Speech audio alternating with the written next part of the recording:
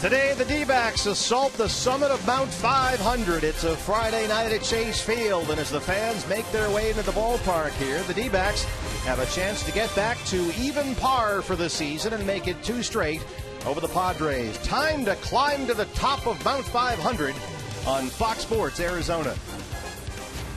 And good evening from Chase Field. Welcome to the broadcast. Steve Berthune, Bob Brenly along the way. It's the Diamondbacks and the Padres, the second of a 4-game series after the D-backs 11-0 win here last night in the series opener. And Bob, over the last 3 games for the Diamondbacks, there's been no shortage of offensive starts. Up and down the lineup, and I mean the numbers just jump off the stat sheet at you what the Diamondbacks have been able to do over their last 3 ball games. Batting average over 400.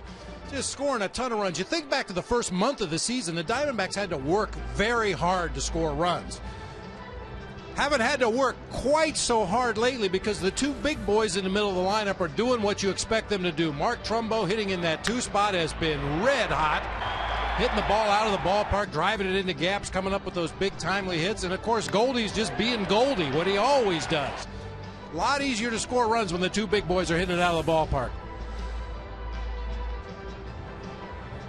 And then you've got Aaron Hill, who's back in the starting lineup tonight after a big doubleheader at Coors Field. And once again, the first month of the season, we talked a lot about the bottom of the order needs to produce. The bottom of the order needs to come through with some big hits, and they were able to do that last night. Aaron Hill starting to heat it up, and Tuffy with 3 doubles. A career high for Tuffy last night. Quite a night, his first 3 extra base hits of the season. Tonight on the mound, it's a matchup of former Tampa Bay Rays rotation mates. It's Jeremy Hellickson for the Diamondbacks and the Padres' new $75 million man. It's James Big Game Shields. Yeah, they call him Big Game, but his postseason record isn't that great. That was a nickname given to him long time ago. But this guy is a real horse. See what he's done this season. First season with the Padres. 8 consecutive seasons over 200 innings. 8 consecutive years in double digits in wins. This guy's got all the weapons available that any pitcher would need out there on the mound. We're getting ready for first pitch here on a Friday night at Chase Field. When we come back, don't forget, it's the last day today to vote for the D-backs franchise 4 players. Jody Jackson has the latest on that. And then it's the Diamondbacks and the Padres. It's D-backs baseball on Fox Sports Arizona. Back with more from downtown Phoenix after this.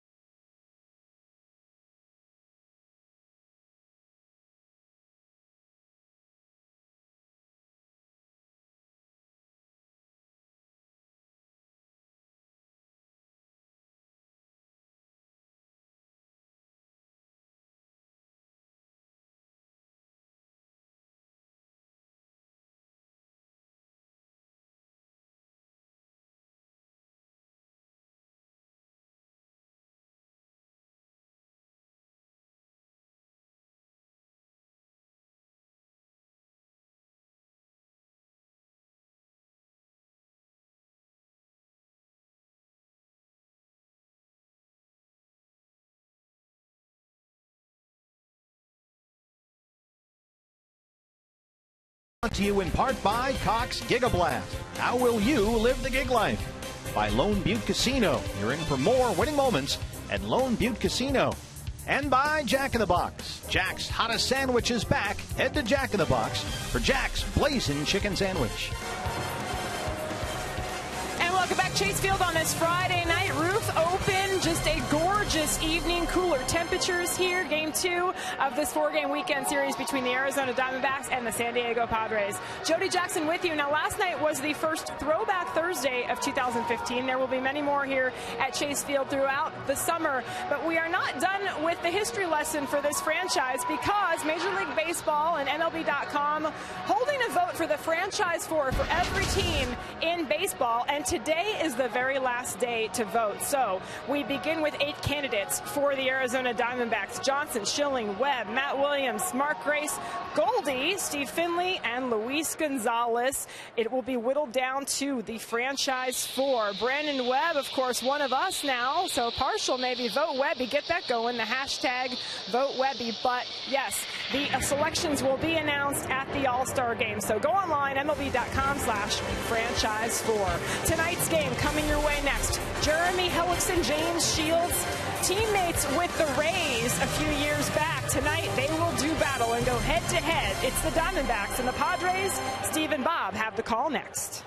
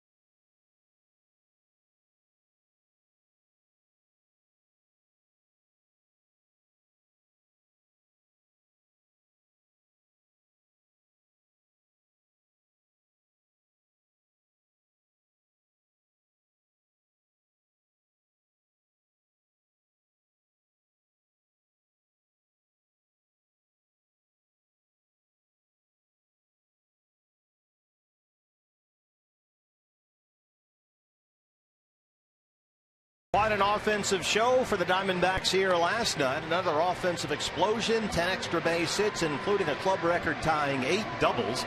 And we'll see if they can get some offensive support for Jeremy Hellickson tonight, pitching against the San Diego Padres on a cool night here in downtown Phoenix. A little overcast.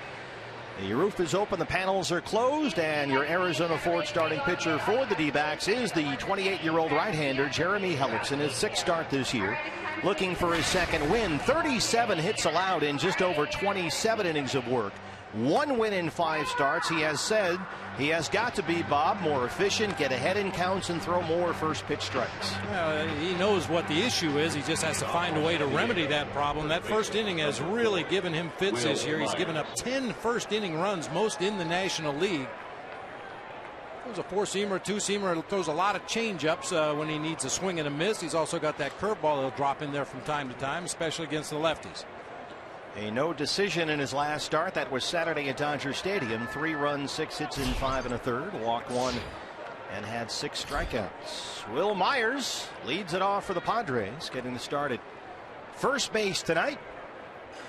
The crew chief Jim Joyce is our plate umpire, and we're underway at Chase Field. Myers 267 on the year with 4 homers. No National League player has had more at bats than Wil Myers this year. No player in the major leagues has scored more runs.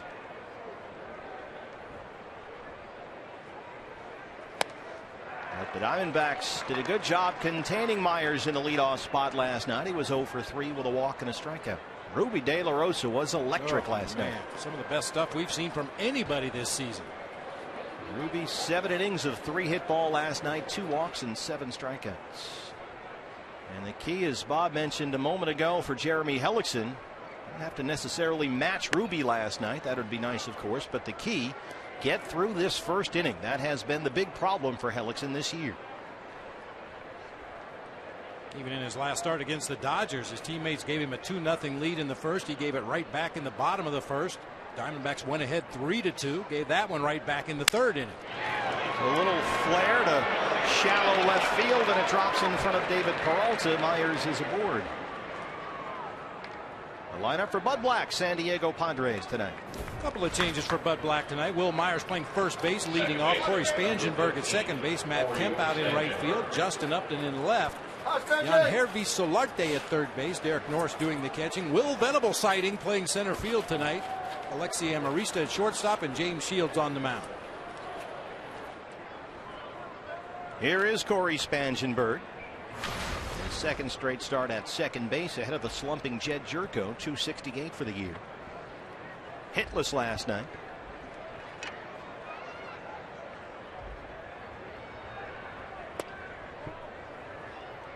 Jeremy Hellickson's trouble in that last start against the Dodgers, the same thing that's plagued him all season long, a rough first inning.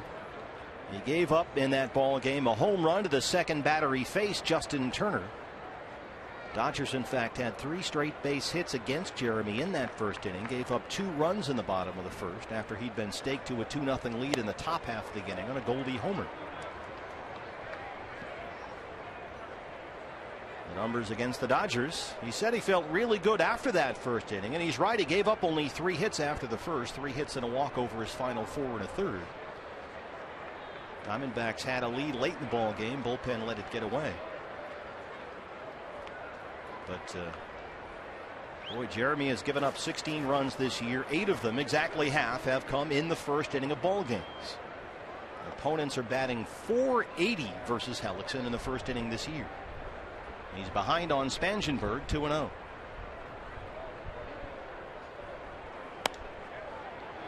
Three balls and no strikes.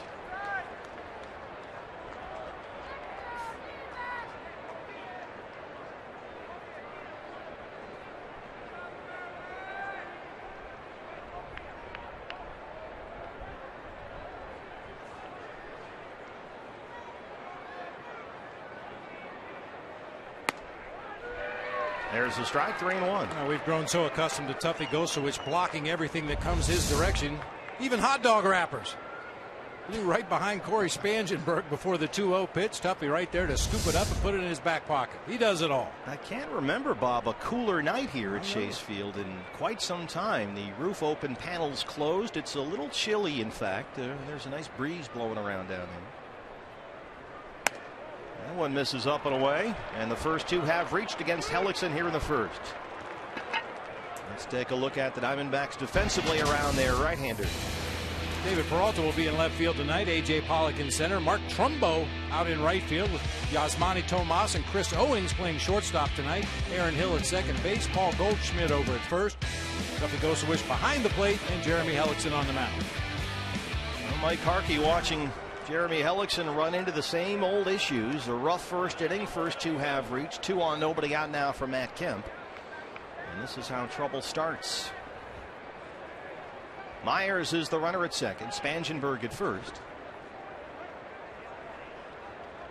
You can see Jose Valentin, the Padres first base coach, calling time out there. Yeah, and he was pointing out to Mark Trumbo and alerting the base runner at first, Corey Spangenberg, to notice how deep Trumbo was playing. Got his back up against the warning track out there. Myers dancing around on second base.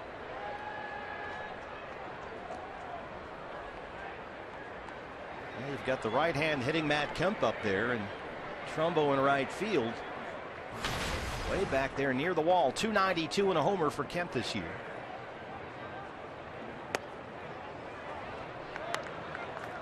Jeremy Hellickson so far has thrown 10 pitches in the ball game, 7 of them balls. Kemp 1 for 3, a single and a strikeout last night, still with just 1 home run this year. That was back on April 18th. It's been 18 games since Kemp homered.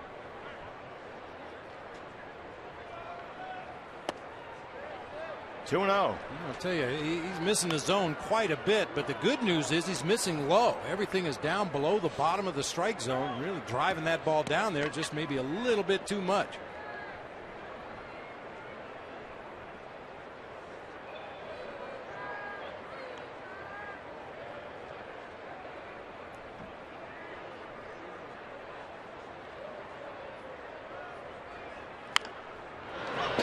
Foul right over to the Diamondback dugout, and it's 2 balls and a strike to Matt Kemp. And Hellickson once again laboring in the first. This is what they were hoping to avoid here.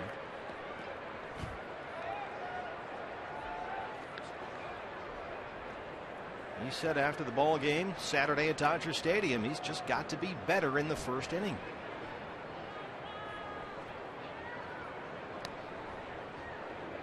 2-1 to Matt Kemp. Good pitch there. It's even 2-2. Well, Jeremy Hellickson's problems have not gone unnoticed by his pitching coach, Mike Harkey. We had these great shots at Dodger Stadium. Mike Harkey working with Jeremy Hellickson, talking about that front shoulder and keeping it closed a little bit longer, being a little more balanced over the rubber out there. And the learning process and the learning curve continues. Mike Harkey during the warm-up session out there talking to Jeremy Hellickson, offering some advice, constructive criticism. And once again, struggles early in the ball game. 2 balls, 2 strikes, 2 on, nobody out for the Padres.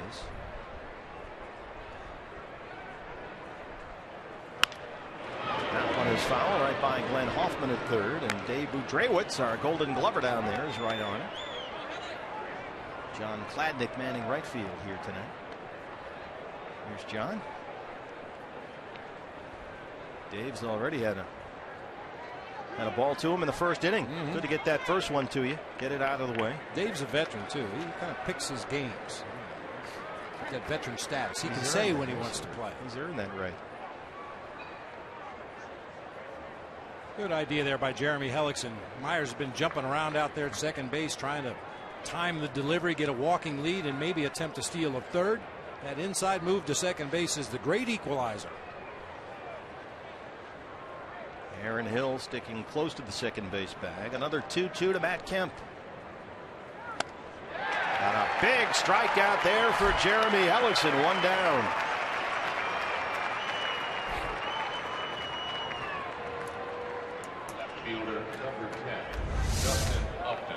Everything down, down, down to Matt Kemp, and then elevates up there above the belt for strike 3.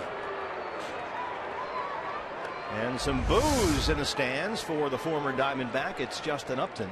Myers is the runner at second, Spangenberg at first. And Upton hitting .286 with 7 home runs, hitless last night, 0 for 3 with a strikeout.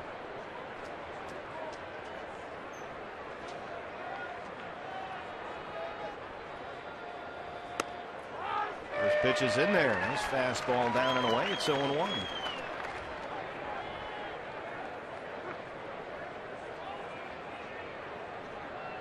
He could get a ground ball early in this at bat. That's a game changer.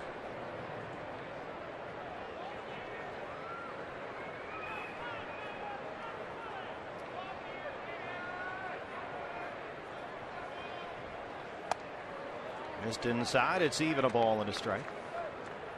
Justin Upton with a big fly against Jeremy Hellickson. A little hanging changeup inside corner of the plate. He did not miss that one. Upper deck right in front of that new scoreboard out there. Left field at Petco Park. Upton homered twice in that series.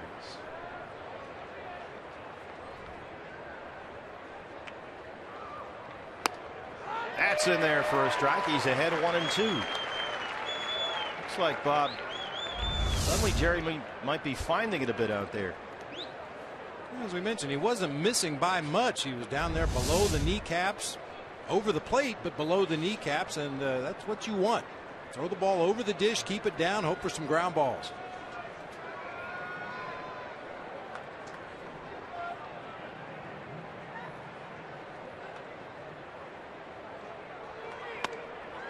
One-two misses inside. Myers has really got some happy feet down there at second base, trying to rattle Hellickson a bit as he's about to throw his 20th pitch of the first inning.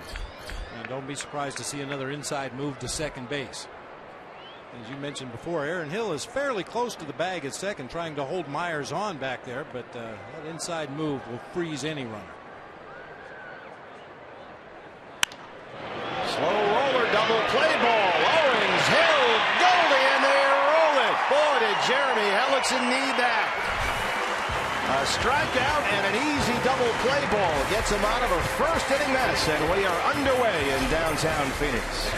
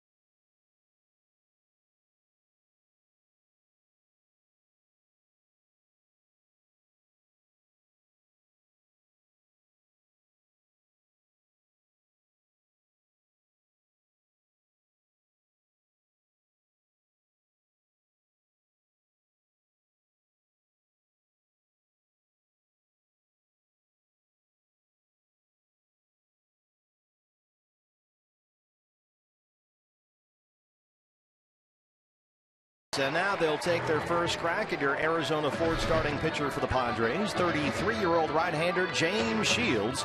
He can put up some big strikeout numbers. Only 3 pitchers in the major leagues have struck out more batters this season. Here's D-backs hitting coach Turner Ward.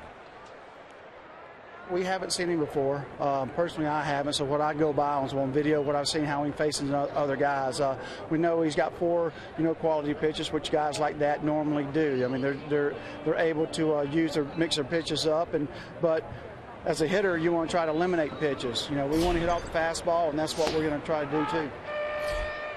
And he fires a fastball in there for a strike to A.J. Pollock. Shields his 7th start, unbeaten, 3-0, 3.72. He has always been vulnerable to the long ball. And in 36 innings this year, he's already given up 7 homers, including 3 in his previous start. That was last Sunday against the Rockies at Petco Park.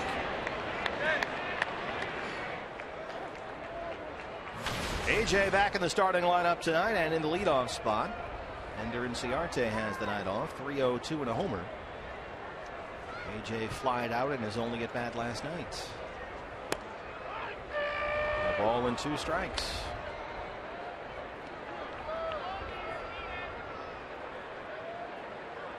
James Big Game Shields, one of the prize acquisitions of new Padres GM A.J. Preller this offseason, a 4-year, $75 million deal.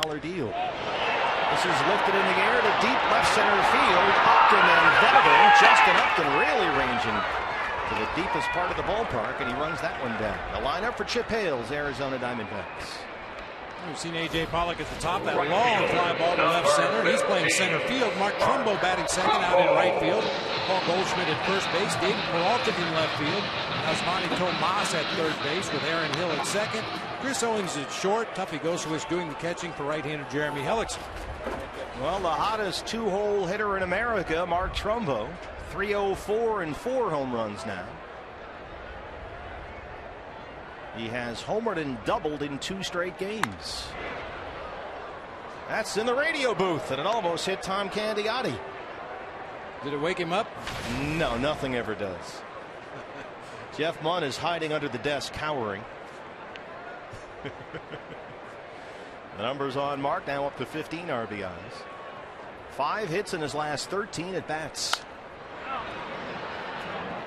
Mark Trumbo the last 2 days with the long ball. First at Coors and then last night here at Chase. He may have found a home in that 2 spot, at least for the time being. He's 4 for 9 lifetime as a number 2 hitter with 2 homers, 2 doubles, driven in 4. And hitting in front of Goldie has been getting a lot of very hittable pitches. Not able to hold up there, and Shields strikes him out. Take a look at the Padres around James Big Game Shields. This is their defensive lineup. Justin Upton out in left field. Will Venable in center. Matt Kemp over in right. The infield will be Solarte, Amarista, Spangenberg, and Myers third to first. Derek Norris once again doing the catching for righty James Shields. And our first look, really, in a starting role certainly this year. Will Venable is kind of a forgotten man in the Padres' new outfield, but Yonder Alonso injured his shoulder in the ball game last night, so Myers moves from center to first base, and Venable gets a start. Here's Goldie. Out. Alonso injured himself making that defensive play at first base. Has not yet been put on the disabled list, but we're told he's unavailable in the ball game tonight, so the Padres are playing a man down. Goldie 4th in the National League in hitting at that 346 mark. 2nd in the league in RPIs and OPS. Big cut at that one. This was Yonder Alonso, Bob, last night. Yeah, making a diving play on the ball off the bat of Yasmani Tomas and just kind of jammed that right arm, right shoulder. Immediately went down in a lot of pain. An MRI was scheduled for this morning. The Padres said he did not dislocate the shoulder, so that was good news. He did not go. That's Greg Gibson down there at first. He had been scheduled, Alonso, for an X-ray on that right shoulder today anyway, but they went ahead and did the MRI. And still no official word. Off to a good start this year, hitting .333. 1-2 to Goldie. Alonso's an important bat for these Padres. A lot of right-handed thumpers in the lineup with Upton and Matt Kemp, but Alonso gives them that balance, that power from the left side of the plate, and as you mentioned, off to a great start this year. Yeah, he's really their only consistent left-hand bat, the guy they can put in there every day. Goldie chases that one, and James Shields, 4th of the majors in strikeouts, gets 2 in the first. No score after 1.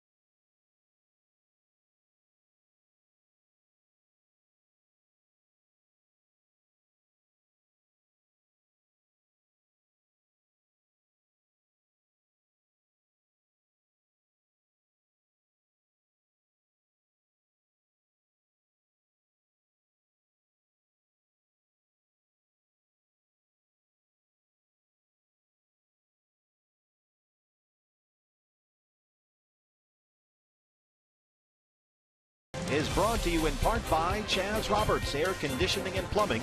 Choose Chaz. Oh, that's where the beautiful people hang out, BB, here at Chase Field. The Audi Quattro Lounge right behind home plate here. I've been banned from that joint. Was there an incident? No. You're just not cool enough? I just don't fit the description. I don't know. You were a rocker before the ball game today out there with Dan Bickley's band, Whiskey's Quicker, right outside by the food trucks. Outside the Game 7 grill here. I think we have some video of that actually before the game today. So your reputation has never been higher, frankly, in terms of getting inside the velvet rope, as it were. On Hervé Solarte. I would like to thank Dan Bickley and his band, Whiskey's Quicker. Those guys are very patient to allow a ham-handed rhythm player into their band once a year. I had a great time. Now, there was a new drummer. I was a little worried about the chemistry. Well, it sounded great. It did. You come in as a new player on a team and you get 3 hits in your first game. All of a sudden, you're a teammate. Well, the drummer was on top of his game tonight. Sam was outstanding. And after the game, Bronson Arroyo will step in with Dan Bickley's band, Whiskey's Quicker. So that's outside the ballpark here, Game 7 grill. Got fireworks tonight. Bronson Arroyo playing with a band outside the ballpark. A lot going on here. This is skied up into that wind, left field line. Chris Owings calling for it. And he's got it for the first outs. This was before the game today, around about 5:15 or so. Bob Brenly on Whiskey's Quicker. Let's listen. I want to tell you a story. I want to know when it comes to love. She steals the show. Who's the ball guy in the band? Sounded good. Some old roadie they let have a couple of songs. Derek Norris. A good crowd out there. It was a beautiful evening. Well, great night for it. That's along the right field line, but slicing into the seats and out of play. However, it's not a great night for high pop-ups like that one that Chris Owings was able to run down. We talked about it last night. Winds swirling around inside Chase Field and cooler temperatures. That ball was playing tricks on CO. Made a nice adjustment to make the play right at the end. Yeah, had to close the outfield panels here tonight because the wind was blowing in so much. It's a nice option to have in your ballpark. Colorado Rockies. Well, I'm just. By the way, we were tweeting out pictures, or somebody was anyway. The tarp is back out on the field at Coors, and I think they just got that game started. Dodgers lead at Colorado 2-0 in the first. Expecting some snow there this weekend. Man. 0-2 on Derek Norris. 3-11 on the year with a pair of home runs. He had a double here last night. There it is. Ring him up and sit him down. Second strikeout for Jeremy Hellickson, who has now retired 4 in a row after a single and a walk to lead off the ballgame. His command seems to be really good in the early going. Little comeback sinker started just off the outside corner. Derek Norris quit on that pitch, and that late movement brought it back into the zone. Well, the rotation this turn through has been just outstanding. Everybody has really stepped up. Chase Anderson and Josh Colmenter, Robbie Ray, both those guys at Coors Field, and then Ruby De La Rosa here last night. And now it's Hellickson's turn. Will Venable in there getting the start at center field. Just 4 for 30 on the year. Only 2 extra base hits all season, but both home runs. And that one is belted and gone. Will Venable is third, and it's 1-0 San Diego.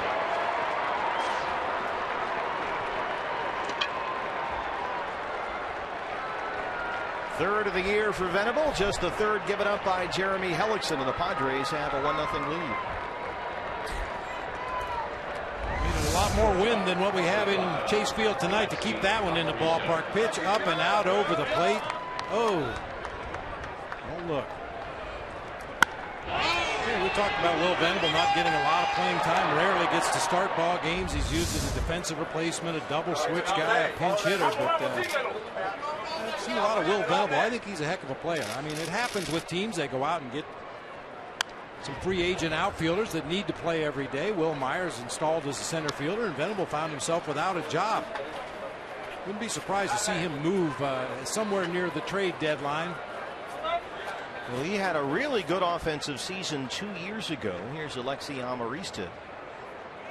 Last year was a difficult season for Venable offensively. The batting average dropped by more than 40 points. And the home run total went from 22 down to only 8.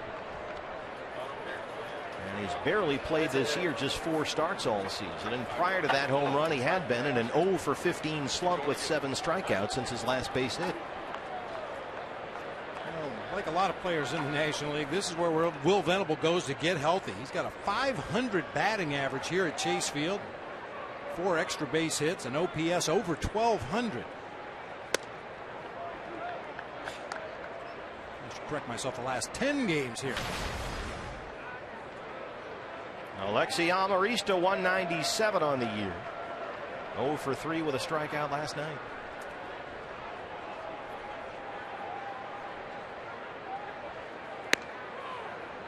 Miss there, it's even 2-2. Nice to get Amarista here and have James Shields lead off the third for the Padres and put that home run behind him.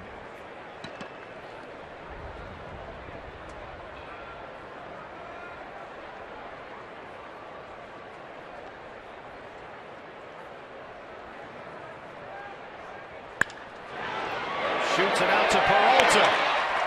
And David runs it down in left field. That ends the second inning. But Will Venable's third home run of the year has given the Padres a 1-0 lead.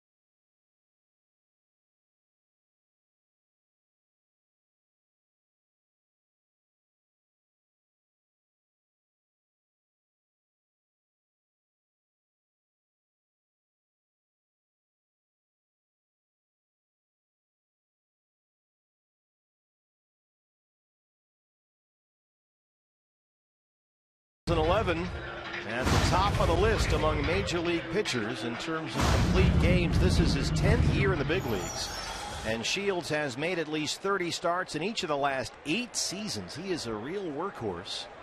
34 starts in both of his 2 years with the Kansas City Royals, and has become the personification of the innings-eating workhorse. At least 200 innings a season every season for the last 8 years in a row.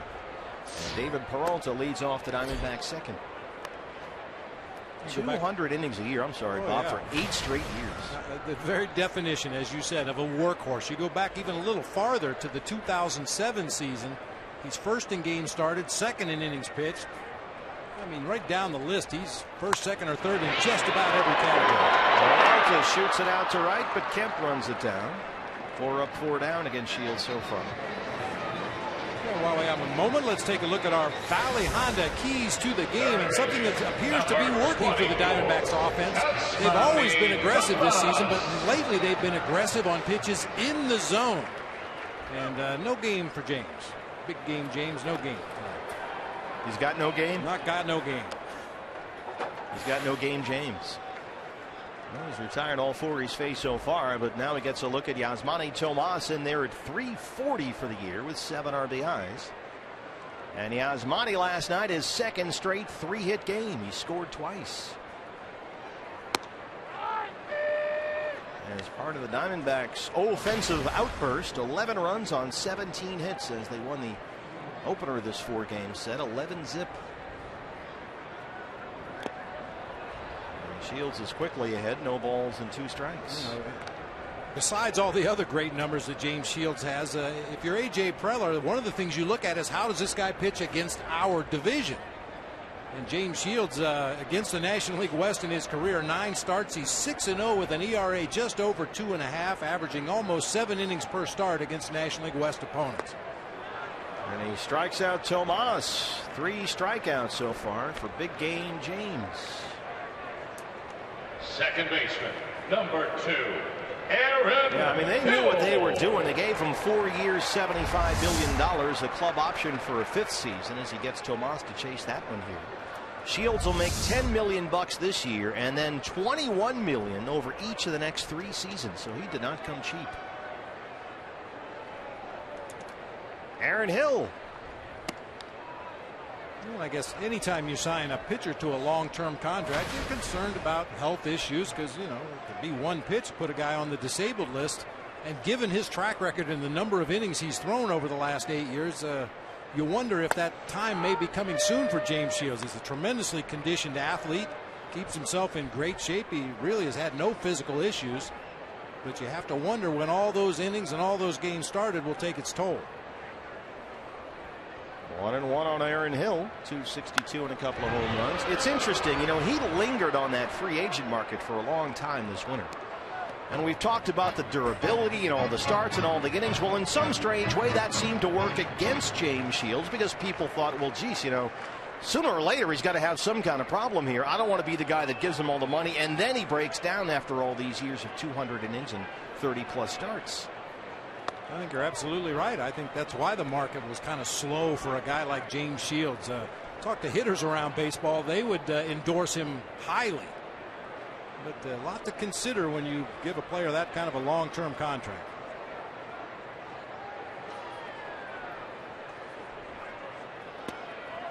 Just missed there, and it's full 3-2.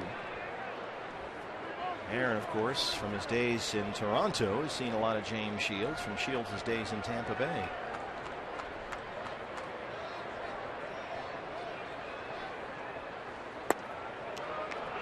And Aaron Hill draws a 2-out walk, first base runner for the Diamondbacks tonight against James Shields.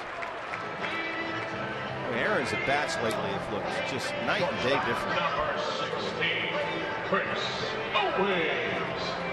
Here's Chris Owings now. CO at 220 for the year.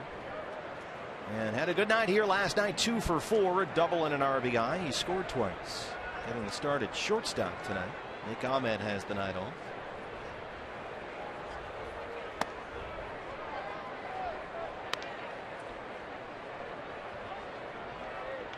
I thought the best moment for Chris last night, BB, was when he worked a walk in that 5th inning. You know, we've talked about how aggressive he is, how sometimes it seems like he gets himself out up there, but he was behind in the count 0-2 and came back, worked it full, and then took the walk. And that was a really good at bat for Chris, a disciplined professional AB.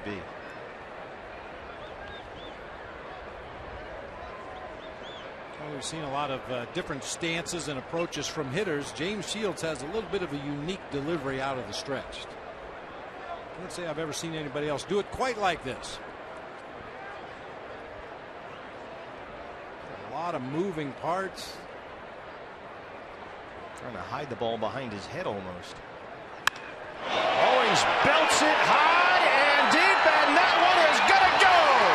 Chris Owings, a 2-run homer, his 2nd of the year, and it's 2-1 Diamondbacks. Well, we told you that James Shields is vulnerable to the long ball. That's his 8th given up this year. He gave up 3 in his last start, and CO makes it 2-1 D-backs.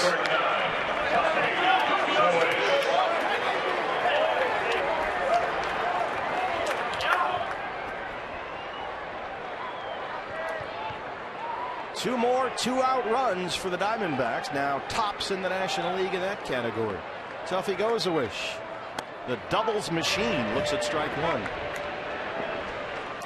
I guess James Shields, you try to take advantage of every mistake. You see where Derek Norris wanted the pitch. You see where it ended up. Led her high over the middle of the plate. Chris Owings, a real good high ball hitter. A 2-out walk followed by a 2-out homer. And the Diamondbacks all smiles in that dugout. Unbeaten this year at home when hitting at least one home run. Winless when they don't homer here in their own ballpark. And Tuffy in there now with 237, 9 RBIs, coming off one of the best offensive nights of his career. 3 hits, all doubles. He drove in 4. And that coming off his 3-hit game on Wednesday at Colorado. Yes, he went. That's 4 strikeouts for James Shields. But Aaron Hill draws a 2-out walk. Chris Owings follows by belting one deep to left center field for his second homer, and through 2, the D-backs have a 2-1 lead.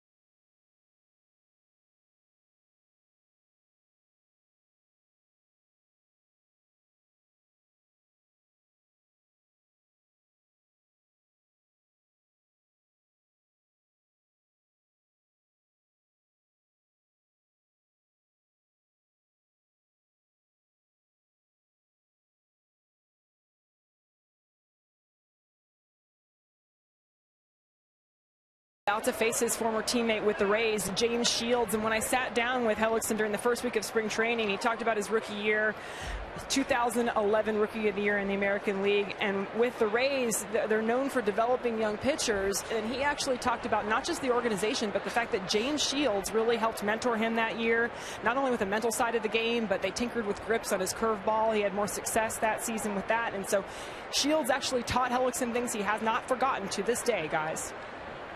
Well, I wonder if he taught him how to hit. We'll find out, I guess. Thank you, Jody. There's his strike.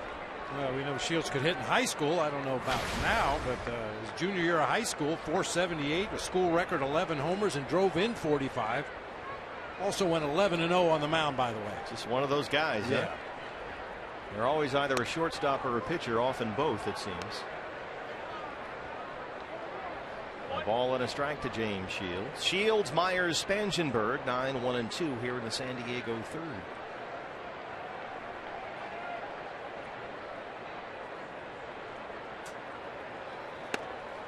That's in there for a strike. We talked about the same kind of thing last year when the Diamondbacks played the Reds, and there was that relationship between Bronson Arroyo and Homer Bailey. He kind of mentored Homer Bailey, and they faced off against one another here. Now both guys ended up with Tommy John surgery. Third strikeout for Hellickson. One down in the third. Roof open, panels closed on a cool evening here in downtown Phoenix. I actually had to go to the pullover here, VP. You're still gutting it out over there in a polo, but I went to the D-backs pullover. Well, I brought mine just in case, but I feel sorry for the people back on the East Coast, up north. We're talking about how cold it is here. What is it, 75? Yeah, it's brutal. Will Myers singled his first time. Bud Black was asked about Will Myers as a leadoff guy, and here's a look at the sky overhead. Nice cool night here. And Bud Black admitted, look, this guy's probably going to have a 15-year career, and it won't be spent leading off. He's a middle of the order type bat. It just happens, it's just sort of worked out this way this year with the Padres. That Myers has been the leadoff guy. But Bob Black said for this group of players, they kind of need Will Myers to lead off. And in terms of the runs scored, it's been a great success. He's leading the major leagues. And Black says, he's getting on base enough to let the other guys knock him in, the Uptons and the Kemps and those guys. And I also like the idea of a guy in the leadoff spot who's got some pop in his bat. He's got 4 home runs. And Bud Black is up there barking at Jim Joyce about something. I think he was checking on his hitter, Will Myers. Some concern after that foul ball that he might have done something right there. Will Myers waved off his manager, said, "I'm fine." He's behind 0-2.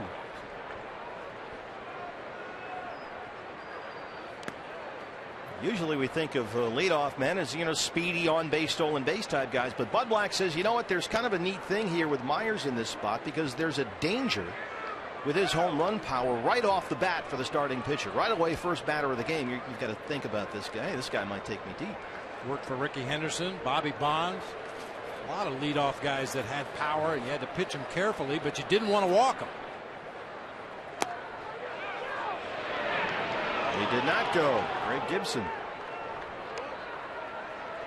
Well, of course, they're going to add to that equation with the other Upton. This is, of course, not B.J. Upton anymore. That's Melvin Upton.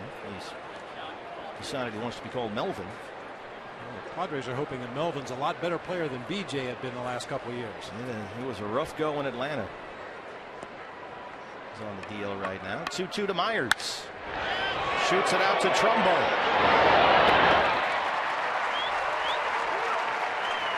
Hey fans, when the D-backs win, you win at Papa John's. A day after every Diamondbacks win, you get 50% off your regular menu price online order at Papa John's. Enter promo code D-backs50 at papajohns.com.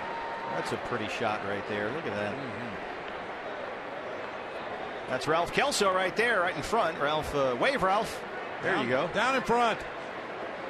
Ralph Kelso spot on weather forecast. I don't think Ralph predicted this cool a temperature for tonight. He told us it was going to be lovely here, but not quite the frozen tundra, Ralph. But it's are you warm up there? I see you got shorts on. At least you got a jacket. Oh, this is beautiful. You're down with this? All right. Spangenberg fouled that one by Jose Valentin at first.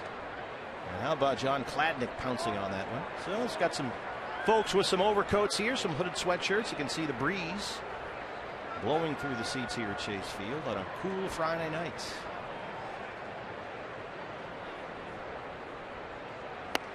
I'm still trying to warm up from sitting around the cold, rainy Coors Field waiting to play some baseball. And well, it's still raining there. Tarp was on the field earlier for the Dodgers and Rockies. Supposed to get some snow there on Sunday. Animals were pairing up 2 by 2 when we were in Denver. I mean, it just wouldn't stop raining for 2 days. The great thing is when people go up and say, it never rains like this here. Never. Well, that's great. Good for you. And that one really got away from Jeremy, and it's a 2-out walk to Spangenberg. It'll bring up Matt Kemp. Second walk issued by Hellickson. Both of them to Corey Spangenberg. Right fielder Matt Kemp. Matt Kemp struck out his first time up today.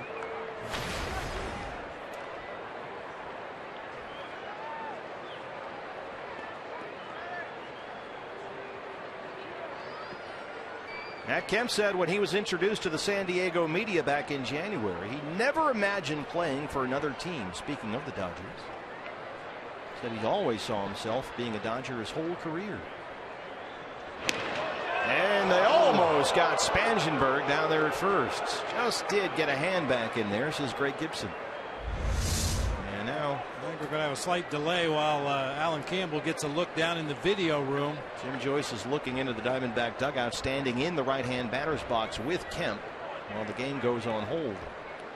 That was a great move by Jeremy Hellickson. Notice how he spun and threw to first base on the way up, what they call on the way up. He got his sign from Tuffy and was starting into his stretch position, and before he came set, spun around and snapped that throw to first base. That's a great move.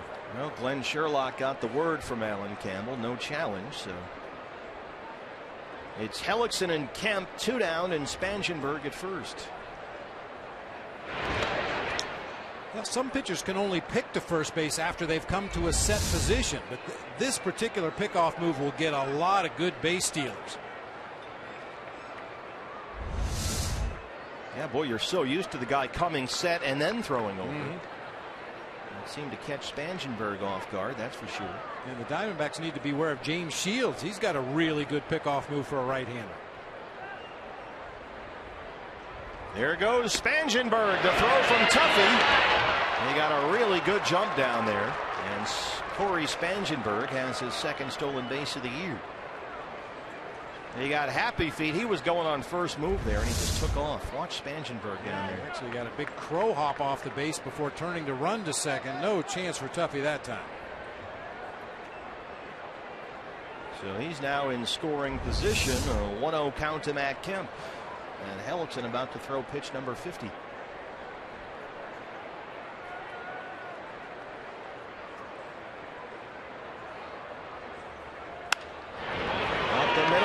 Center, Glenn Hoffman will wave Spangenberg, and this will tie the ball game. An RBI single for Matt Kemp, but it's 2-2. So a big stolen base there by Corey Spangenberg. The base hit by Kemp is what people are going to remember, but the walk to Corey Spangenberg with 2 outs in the inning set the stage for this. Pitch straying up off the inside part of the plate. Matt Kemp kind of stepped in the bucket a little bit to clear his hips and then just flips it up the middle of the field for an RBI base hit. Boy, the leadoff walks and the 2-out walks, they always seem to come back and bite you. And now with a run in and Kemp at first, he'll work to Justin Upton, who hit into a double play his first time up.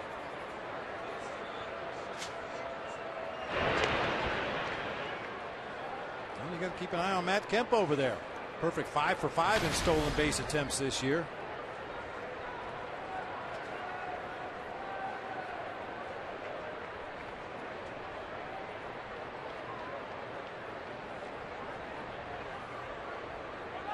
Kemp bluffs towards second base. Almost like he got too good a jump and found himself too far off the bag before Hellickson had come set. Yeah, they're trying to anticipate that left leg coming up in the delivery going home, but that time you could hear several teammates yelling step off as Kemp made that break for second. This is hit in the air deep to the left field corner. It's off the wall of the bullpen. Peralta plays the carom. They will stop Kemp at third, and Justin Upton as a double. Now it rolls away. And Yasmani Tomas down there with the runner stay puts. 6th double this season for Justin Upton. So a walk, a single, and a double for the Padres, all with 2 outs. Thank goodness for the stadium architect. Otherwise, this ball's out of the park.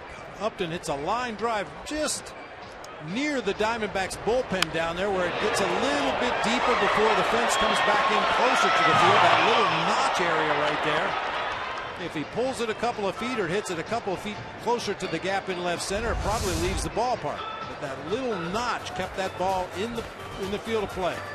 Mike Harkey out to the mound now. The batter will be on Hervey Solarte with Kemp at third and Upton at second and 2 outs in a 2-2 ball game. Big out to get right here for Jeremy.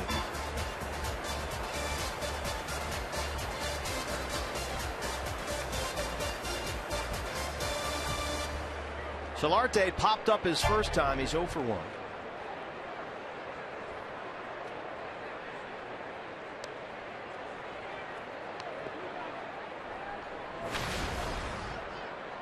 Now at .296 on the year with a pair of homers. He doubled in last night's ball game. Nice block there by Tuffy.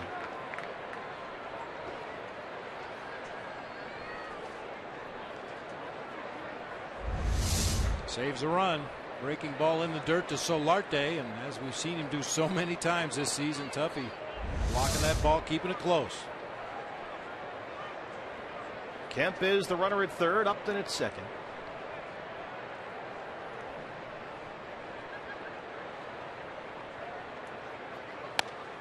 That one misses, and it's 2-0. Solarte, a switch hitter, batting .350 from the left-hand side this year, including both his home runs. And with 2 outs and runners in scoring position, has gone 5 for 8 this year. He's really worked his way into being an everyday player for Bud Black. He can play all over the field, switch hits. They picked him up from the Yankees in the Chase Headley deal. He's kind of a nice utility guy. But he's hit so well that he's been in the starting lineup much more often than not. Way out in front of that one, it's 2-1. With the ability to throw something other than a fastball in an apparent fastball count. 2-0. Most big league hitters are waiting on that fastball, and Jeremy Hellickson able to pull the string on that changeup and get Solarte way out in front. That is his big swing and miss pitch, Jeremy Hellickson, that changeup.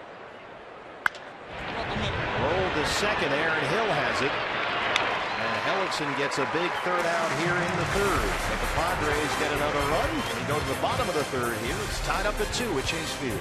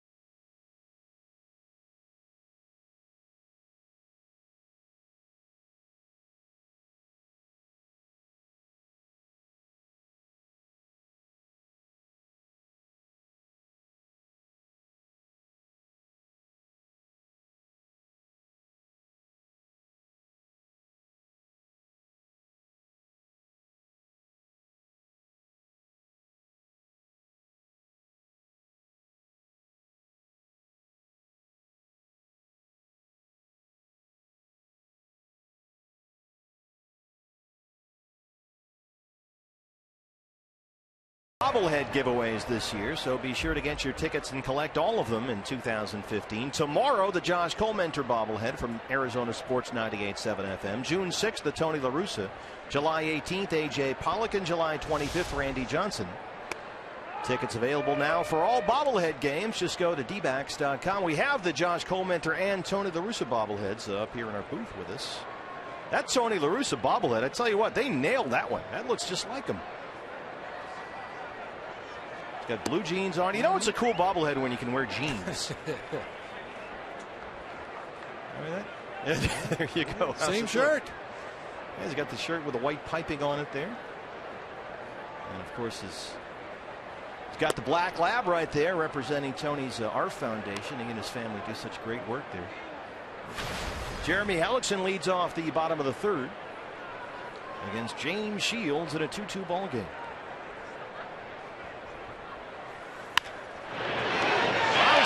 Through Solarte at third. It rolls in the left, and Hellickson's aboard.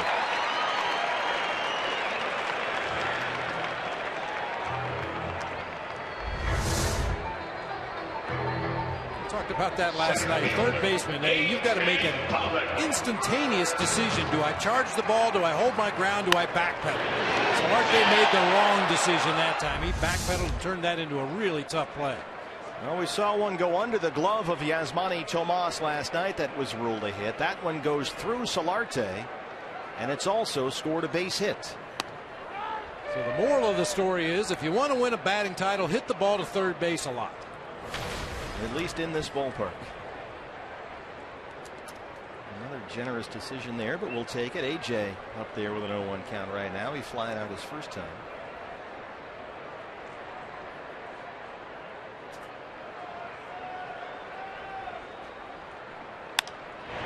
In the air, right center field. Venables over there near the pool. Fans, anytime the D-backs score 5 runs or more, Taco Bell is giving away 3 free tacos with the purchase of a large drink between 4 and 6 the following day at participating locations. Well, Mark Trumbo, last 8 games, 12 hits and 9 RBIs. And 8 of Mark's 12 hits over that span have gone for extra bases. He's at 301 on the season.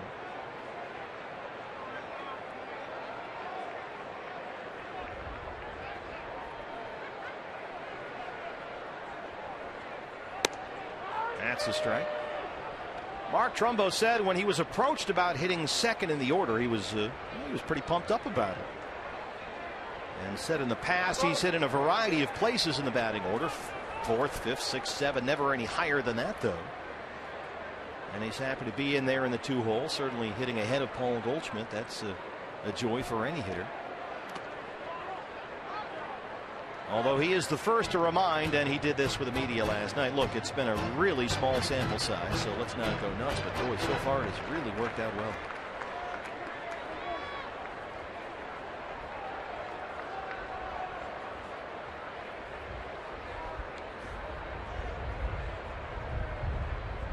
See if you can get one up into that wind.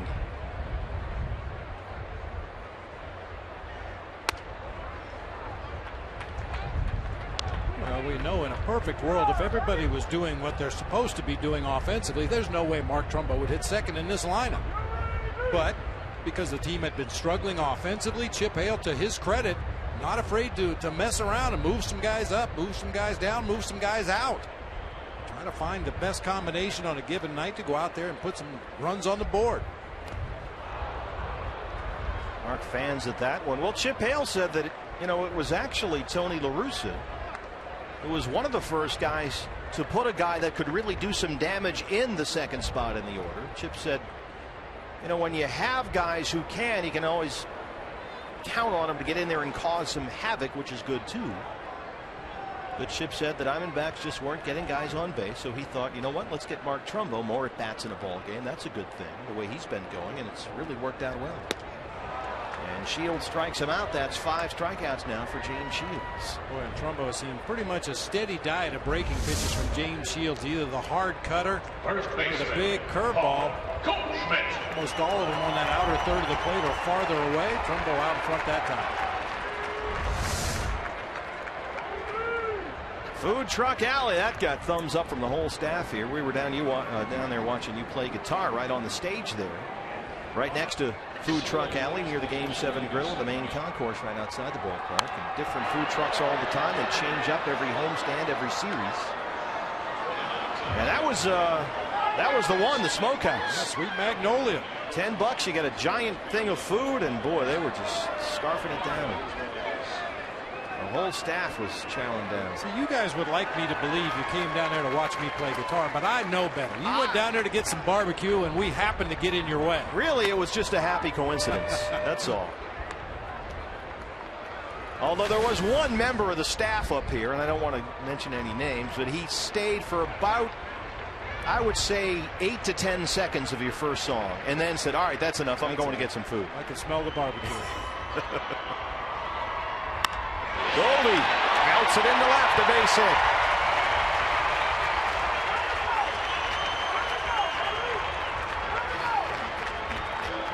Waited nicely on that breaking pitch from James Shields.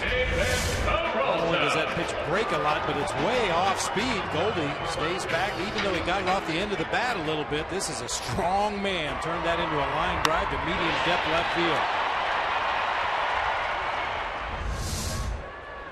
We'll see if the Diamondbacks can continue their run of 2-out runs. Here's David Peralta, 2 on and 2 out. He lined out to right field his first time. That's in there for a strike, 0-1. David's bat has come alive as of late. A career high 4 hits in last night's ball game. Had an RBI and scored twice at 279 on the year. And Shields is ahead. No balls and 2 strikes.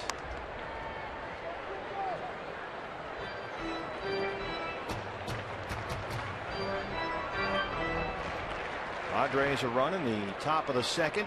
Will Venable a solo homer. Chris Owings a 2-run shot in the bottom of the second. Padres got an RBI single from Matt Kemp, top third. We're all tied up at 2. Peralta stands alive. David Peralta quietly having himself a good night. 4 hits in the ball game last night. Kind of got lost in the shuffle as the Diamondbacks scored 11, but David had himself a real solid night at the plate. Squared it up to left center. Flipped one down that left field line for an extra base hit. Over the head of Will Myers in center, and then beat the shift to right field. 3 singles, a double. He scored twice, had an RBI. Shields misses there. It's a ball and 2 strikes. 2 outs and runners in scoring position. David Peralta this year has 7 RBIs. Jeremy Hellickson, the pitcher, is the runner at second. Paul Goldschmidt at first.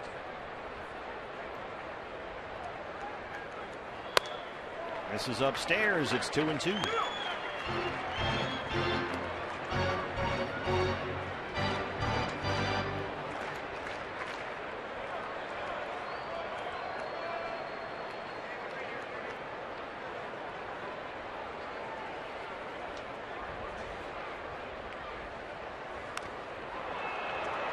Boy, that one really bit Derek Norris back there.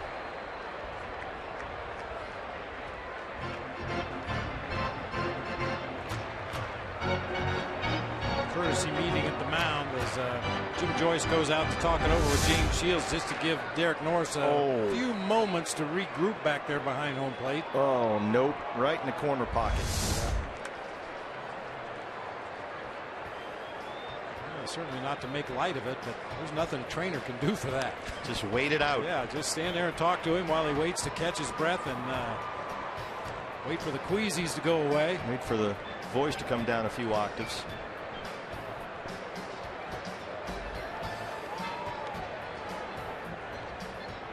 James Shields right at 50 pitches, 33 for strikes.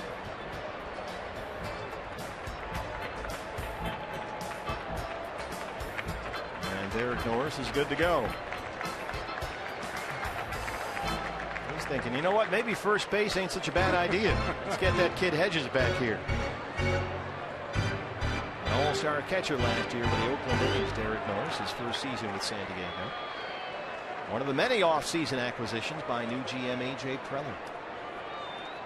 So we're set to go again. 2 on, 2 out, 2 balls, and 2 strikes. In a 2-2 ball game.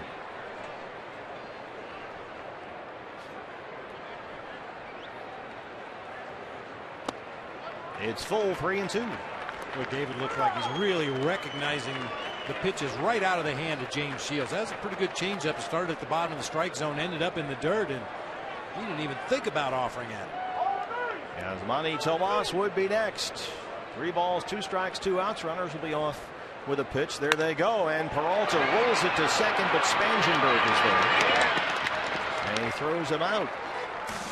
So Shields strands 2. You go to the 4th inning here in downtown Phoenix. A live look outside Chase Field. We're tied up at 2.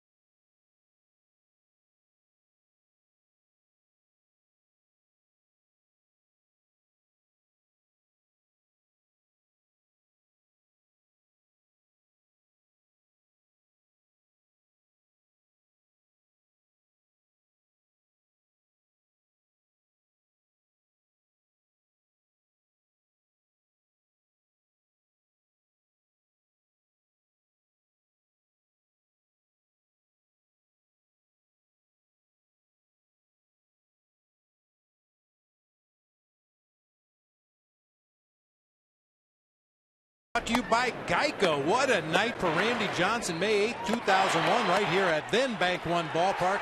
The big unit struck out 20 Cincinnati Reds in 9 innings, only the third pitcher in history to do so. Boy, it was just amazing. You know, you watch these guys that are so good at what they do, and when everything is working exactly the way it's supposed to on a given night, you can see some amazing things, and that was truly an amazing night for RJ. As we mentioned, July 25th. Get your tickets right now. A must-have giveaway item. Randy Johnson Hall of Fame bobblehead night. First 25,000 fans get the RJ HOF bobble on July 25th. Fourth inning now. Derek Norris leads it off against Jeremy Hellickson in a 2-2 ball game. That's right. A nasty foul tip in that last half inning, and of course he's going to lead off the next inning. Struck out looking his first time out. Norris has really swung a hot bat lately for the Padres. Last 18 games batting .355.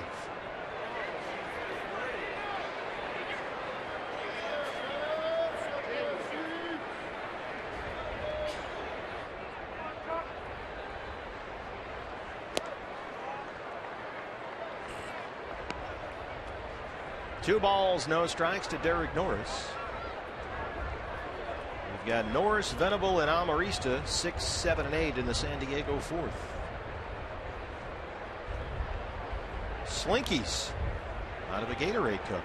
These bullpen people. Too much time on their hands. Yep. Do that for 6 or 7 innings and then turn into a big league pitcher. Yanks that one foul.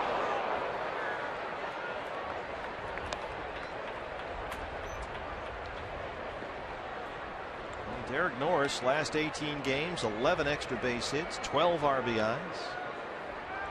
He's already hit 12 doubles this year. That's tied for second most in the major leagues.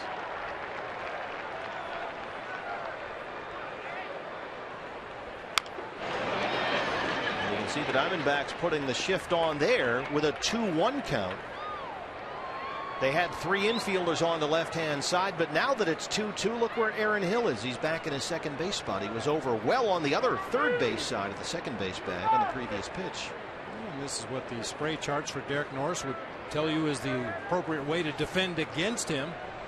The idea being that a hitter's a little more defensive in a 2-strike count, not as likely to get out front and pull the ball. The former Gold Glover snares that one for the first out of the fourth.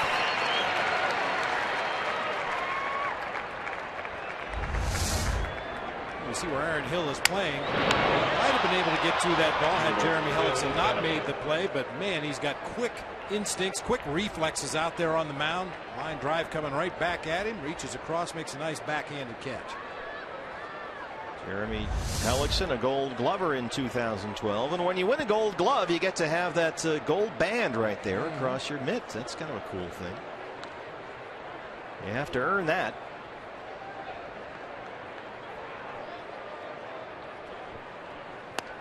Will Venable homered his first at bat.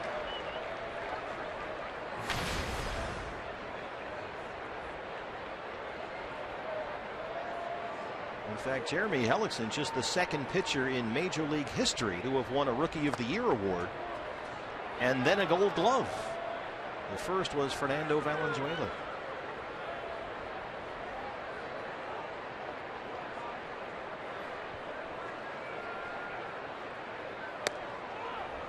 This was Will Venable with 2 outs in the second.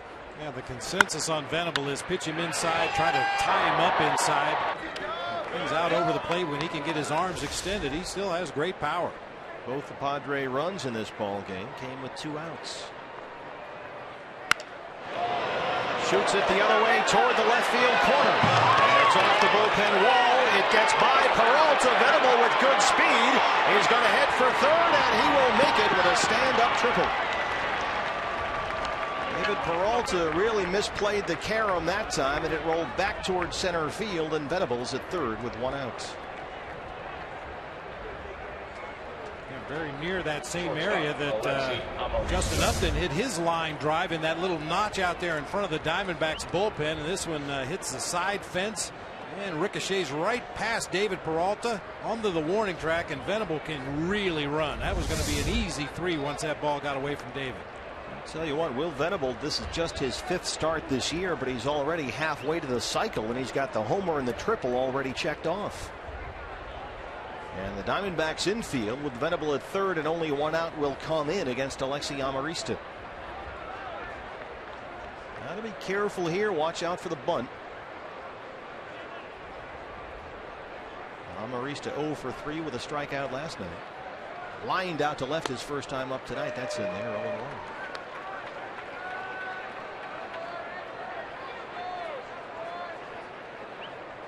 0-1. A long look down to Glenn Hoffman at 3rd. Shields, the pitcher, is on deck.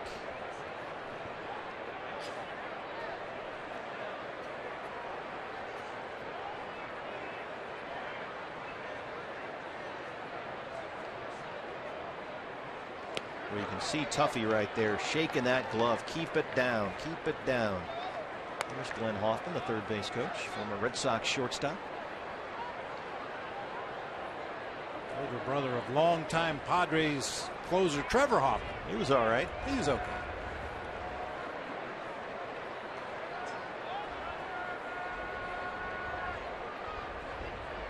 One ball and 1 strike. Venable at 3rd.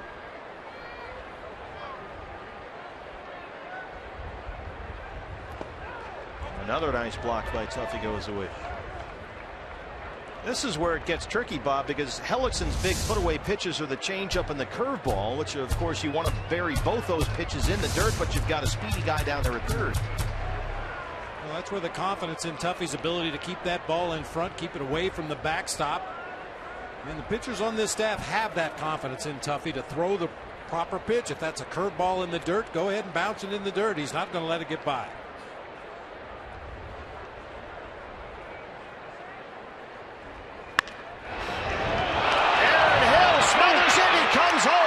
Venable with that speed gets in there. Aaron had to dive down and get on the ground just to stop that one from getting through into right center field, and didn't have quite enough time to jump up, recover, and throw out Venable trying to score. Possibly any other runner in this Padres lineup, they may get the play at the plate, but Will Venable, as we've said before the triple, he runs extremely well. He's off on contact. Great play by Aaron Hill, just not enough time to complete the play.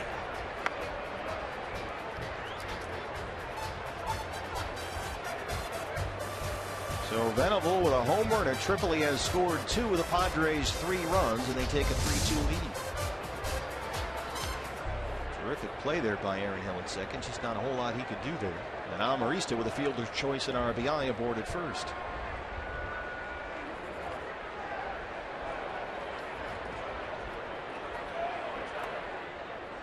James Shields struck out his first time up. Now that's an open batting stance. Oh yeah.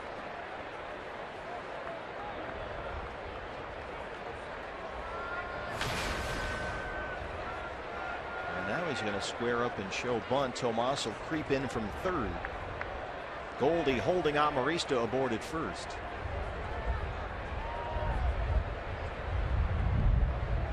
Not showing bunt any longer, however. And swinging away, there goes Amarista. And Tuffy throws him out. First time this year Alexi Amarista has been caught stealing.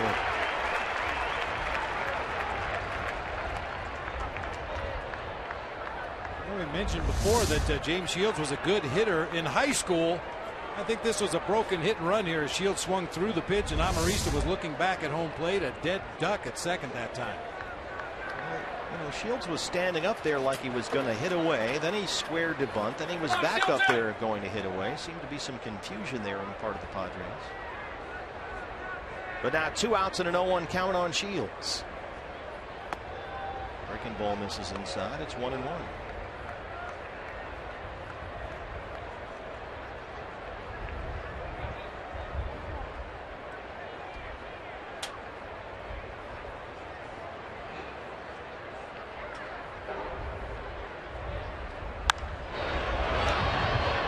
You can see Jeremy Hellickson's uniform down there, the pants and the jersey. That wind is really blowing across the infield pretty good here. Occasionally you can pick it up on our field mics down there at field level. You hear that wind whistling across the mics. We just can't escape the weather, people. No. It's following us around. To third, Yasmani Tomas snares it. And that's the end of the fourth. But the Padres get a run. Bottom four coming up. They lead it 3-2.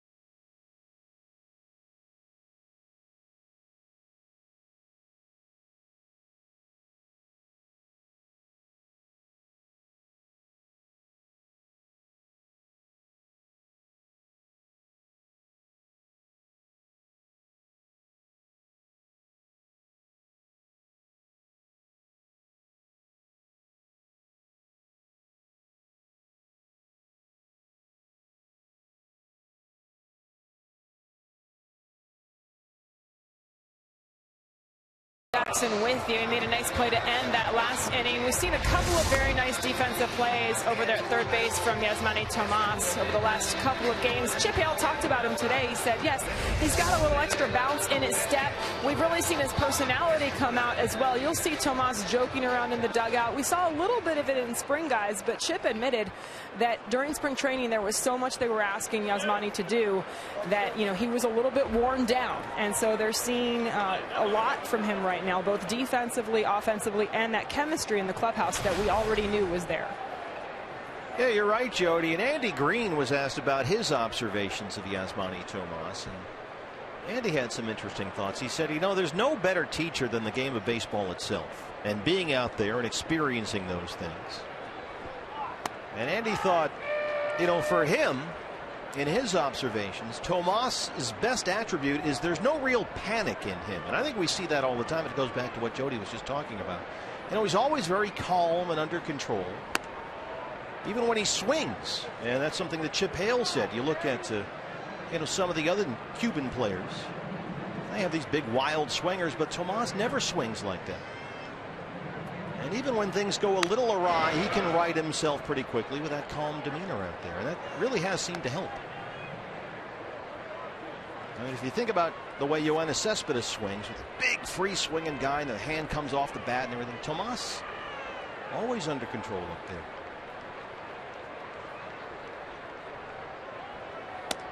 Two and two. A pretty simple approach for Tomas. Not a lot of moving parts. He drops down into his load position, keeps his weight balanced. He loves to lead with the hands and drag the barrel behind. That's why he gets so many of his base hits to the opposite field. It's unusual to see a foul ball to the third base side of the field when Tomas is at the plate.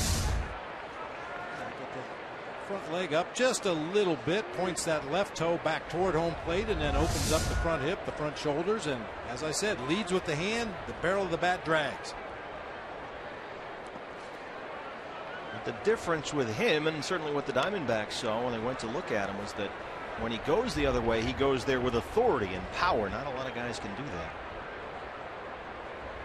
And Tomas, over his last 7 games, all starts, is hitting an even .400 with 7 RBIs. Turner Ward and Mark Grace, the hitting coaches. Gets it in the air to the right field corner. Kent near the foul line has it. And that's the first out here in the fourth. Aaron Hill now up against James Shields. These two have seen a lot of each other from their American League days. Here's Aaron on Big Game James. He has an arsenal of pitches. I mean, he's got his cutter that he works both sides of the plate. He's got a great changeup. His velo's back up to 92, 94, and so he's got a lot of things that he can attack the hitters with. For us, it's just staying simple and staying what we've been doing the last few days. Well, here is Aaron Hill. First pitch swinging right to Amarista at shortstop. High throw, but it's in time. Myers keeps his foot down in the bag. Kind of a lollipop throw there from the Padres shortstop. Something Will Myers does not appreciate. Hey, listen, I'm not used to this position over here. Give me a good throw. Nice play by Will Myers, though, going up the ladder, but yet keeping that right foot on the bag for the out. Well, both Diamondback runs in the ball game so far coming courtesy of Chris Owings. Aaron Hill drew a 2-out walk back in the second, and then Owings homered his second of the year. D-backs had a 2-1 lead at that point. They now trail at 3-2. This was Chris Owings back in the second to deep left center field. And again, keeping both hands on the bat in that follow through, something we've talked about this year. That's a big change for Chris. Almost to the same spot. This one's going to stay in the yard though for Upton. And it's a 1-2-3-4th for James Shields. Fifth inning coming up. Diamondbacks trail the Padres 3-2.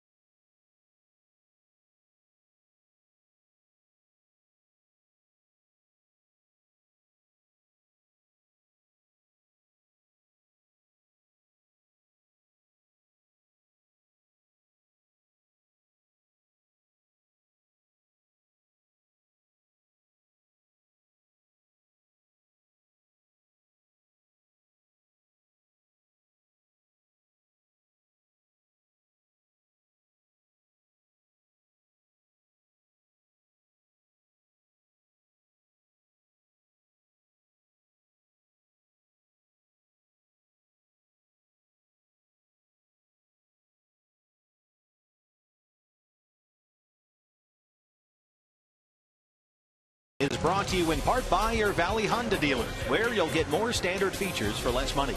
CenturyLink, your link to what's next. And by Mix One, great taste, no face, available at local retailers. Cool night in downtown Phoenix. Roof is open, panels are closed here at Chase Field. Steve Berthew, Bob Brentley, and Jody Jackson along the way. The Diamondbacks trail the Padres 3-2 as we start the fifth. And now the third time through the San Diego order for Jeremy Hellickson. Will Myers, another former Tampa Bay Ray, leads off the San Diego fifth. And that high batting average first time through the order speaks to all his first inning troubles he's had this season, and seems to settle in once he gets into a nice rhythm out there on the mound. And then the last number, third time through the order, because of the pitch count early, he's usually tiring at that point.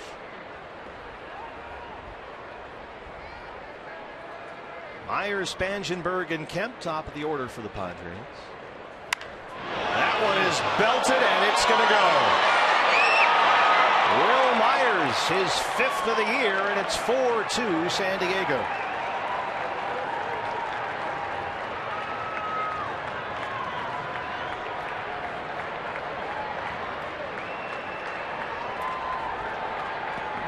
not be a prototypical leadoff hitter, but he certainly has filled the role well for Bud Black. Not a lot of leadoff hitters can come up to the plate and do this. This was a line drive home run just inside the foul pole down that left field line. He knew it right away. Tailing fastball didn't quite get to the spot. Corey Spangenberg has been up twice and he's walked twice. Take another shot at Will Myers, BB. He said he's always trying to make sure his top hand gets to the ball because his bat loads behind his head, which is something you don't see a lot of, he says. So his swing, in Will Myers' words, a little more flat than you see with other guys. But how important is that top hand? We hear that all the time from hitters. You know, some guys don't get their top hand involved much at all in their swing, but they become very, very susceptible to off-speed pitches and try to pull the bat through the strike zone. The more you use your top hand, the more backspin you can put on the ball at the point of contact, the flatter your swing becomes. And the longer you can keep that bat in the hitting zone, the better your chances of doing some damage. Will Myers healthy after just an injury-plagued season all last year. It really blew up his year in Tampa Bay. And really doing well now in San Diego. 5 homers and 19 RBIs and leading the majors in runs scored. 3 balls and 1 strike to Corey Spangenberg, who's already walked twice.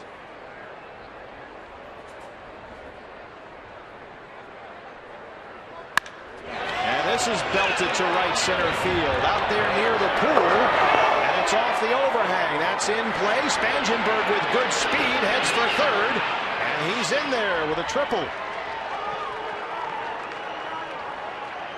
Just missed a home run out there in right center. And the Padres in the 5th are belting the ball against Jeremy Hellickson.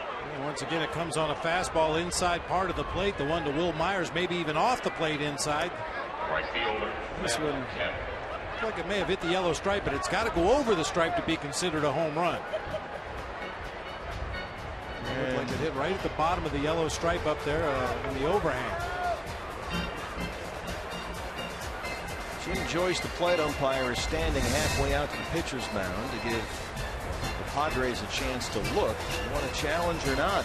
And Bud Black is having a running conversation with Greg Gibson, who's the first base umpire who made the call on that ball. And it looks like the Padres are not going to challenge here. As Joyce gets back behind home plate, there's Gibson talking with the San Diego dugout. Missed it by that much, in the words of Maxwell Smart. So Spangenberg at third. He's been aboard all 3 times. 4-2 San Diego now, and here's the dangerous Matt Kemp.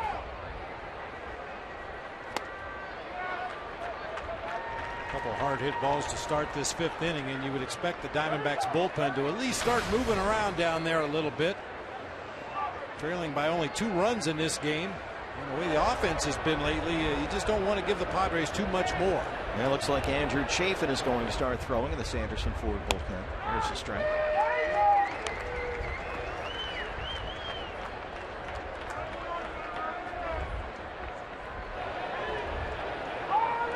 Padres so far have out-hit the Diamondbacks 7-3. They lead it 4-2. Jeremy Hellickson, who had given up only 2 home runs all year, has given up 2 home runs tonight and nearly gave up a 3rd there on the hit by Spangenberg, who will freeze at 3rd. Tomas cuts off Owens and throws him out. Nice play there by Yasmani.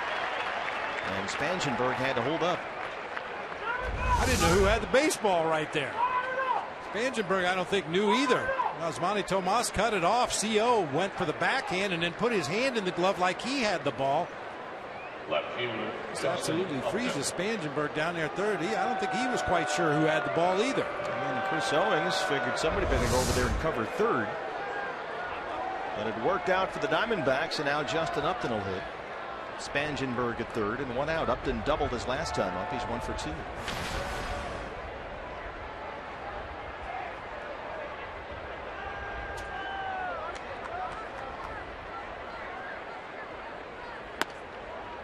D-backs infield will come in toes on the grass.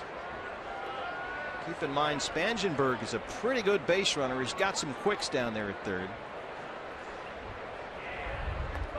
So anything hit to an infielder, you're going to have to hurry if he takes off.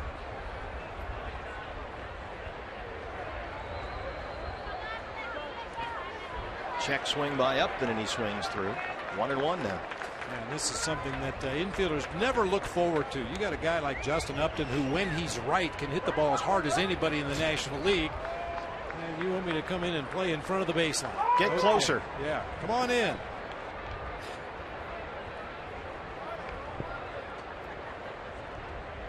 Goldie will back off at first now with a 1-1 count. Aaron Hill at second has his toes on the grass. Tomas even with a bag at third. That's in there for a strike. 1-2.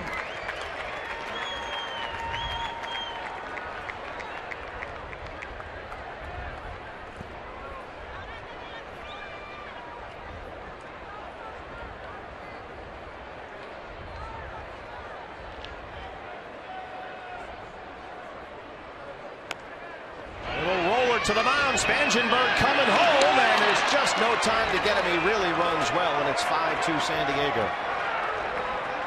Just hit to kind of a dead area there, and Hellickson, the Golden Glover, tried the flip, but Spangenberg runs too well. Third baseman, young Harris. Spangenberg's speed, and Jeremy Hellickson not as familiar with a lot of these players as some of the Diamondbacks pitchers who have been facing the National League West for the last few years. Off on contact at third base. There's no way you're going to get Spangenberg there. Even with a good flip, I don't think they get him. Take the sure out at first. That's the second time in the ball game that the Padres have delivered a runner home from third on a little dribbler to the infield. The first one by Amarista in the fourth, and now Upton here in the fifth. Both fielders' choice RBIs, and it's a 3-run San Diego lead. Here's Yangervis Solarte. Upton hopping around down there at first. And now Hellickson steps off. Well, the Padres are really getting aggressive with their leads on Jeremy Hellickson here tonight. A lot of happy feet on the bases.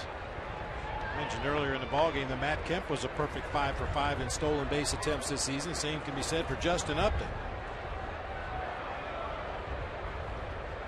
You know, there's always a lead and then there's a secondary lead, but the Padre base runners on first base will take that primary lead and then really just start jumping up and down, dancing around, rattling the pitcher out there.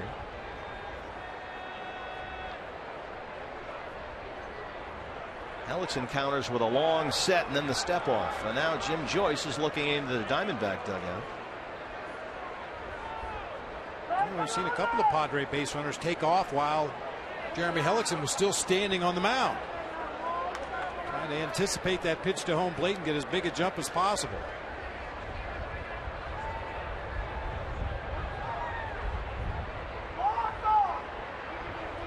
Big plastic bag about to blow across the infield. As Manny Tomasa collected at third. Candlestick Park night here at the ballpark. Tuffy was on cleanup duty earlier. Now it's Tomas's turn. Yangervis Solarte, 1 ball and no strikes. 1 out, and Upton the runner at first. 2 runs in for the Padres here in the fifth. They have scored now in 4 consecutive innings.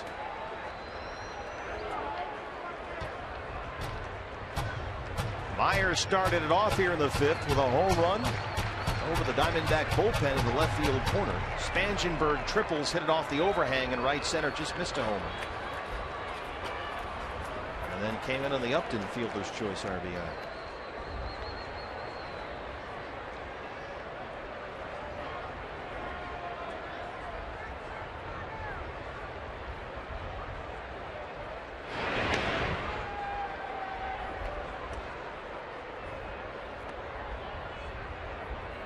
Sure, there's a lot of fans at home saying, get him out of there, get him out of there. But Jeremy Hellickson's spot is due up second in the bottom half of the inning. You don't want to have to make a double switch, probably bring Nick Ahmed into the ball game since Chris Owings made the last out of the inning before. Just try to nurse him through this inning and then pick a pinch hitter in that pitcher spot in the next half inning. But now he's behind on Solarte, 3 balls and no strikes, and about to throw pitch number 90 on the night through just 4 1/3.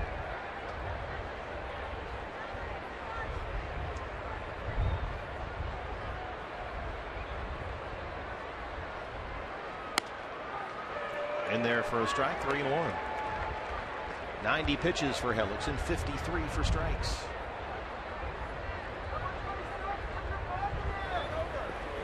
Kind of a chilly night to be out by the pool. Those guys in the hot tub. Putting a foot in.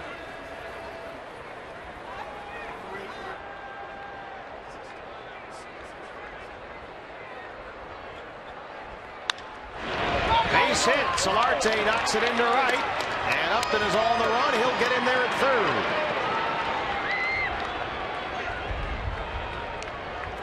Padres already with 2 runs in the 5th. They have runners in the corners and a 1 out. Mike Harkey time.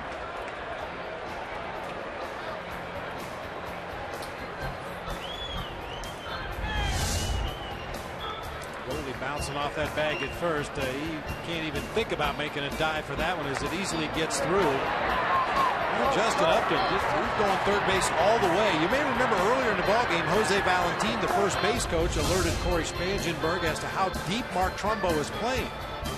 It looks like the Padres are going to try to take an extra base on balls hit to right field because Trumbo does play so deep out there. He'll stay backed up out there with Derek Norris stepping in. Norris has struck out looking and lined back to the pitcher. He's 0 for 2. Now 8 hits for the Padres. They have scored 1 in the 2nd, 1 in the 3rd, 1 in the 4th, and 2 here in the 5th.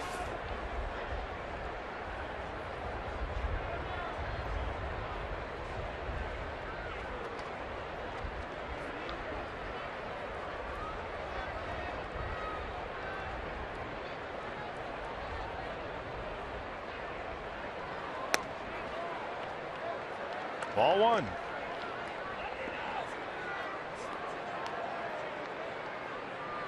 Derek Norris, his 4th season in the big leagues, his first with San Diego. Always an offense first type catcher during his 3 years with the Oakland A's.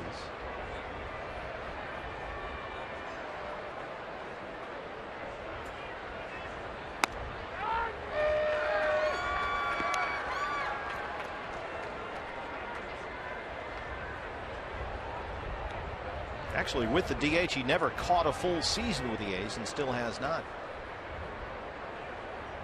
But he views himself as a guy who wants to be back there every day. He's had a great start to his career in San Diego.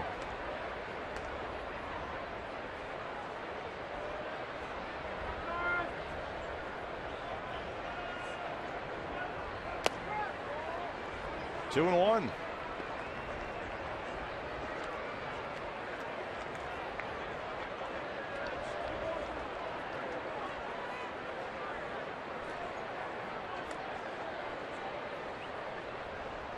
I don't imagine it's easy being a catcher for the Padres with Bud Black as your manager. He's admitted that he's very demanding as a former pitcher, and a good one. He's very demanding as a manager of his catchers.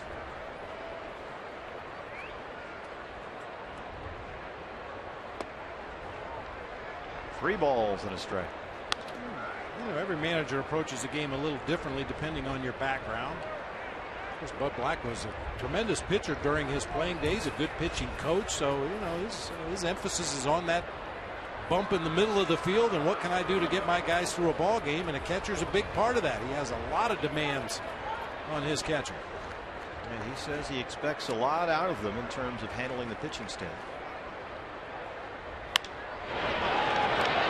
High fly ball left field for Peralta. Upton at third will hold. Too shallow to tag up, and that's the second out in the 5th.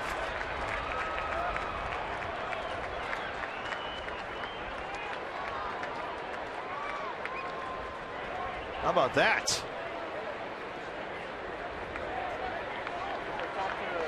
M&M's, ice cream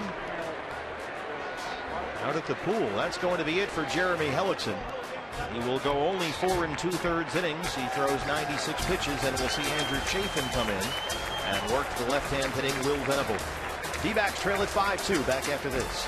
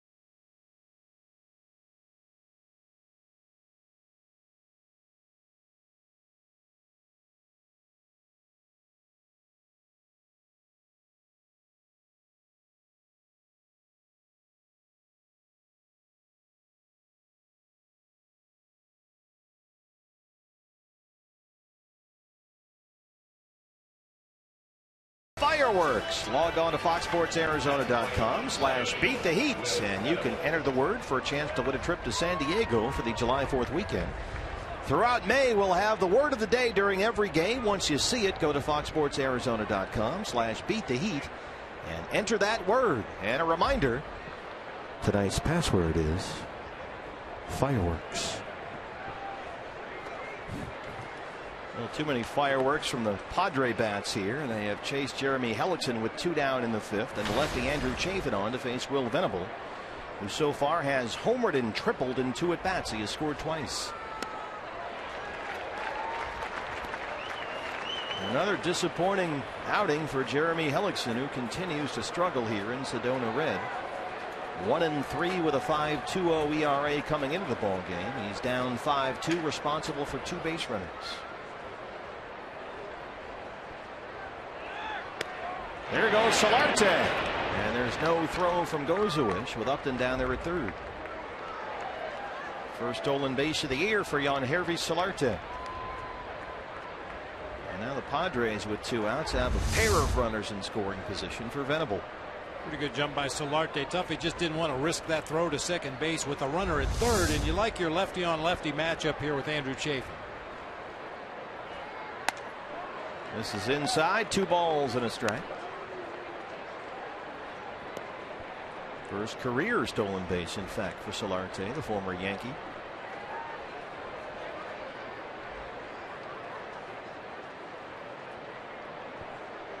Boy, Venable came into the ball game tonight 0 for 15, really slumping, but a homer and a triple. He's got the 2 hardest parts of the cycle already checked off, and it's only the 5th inning.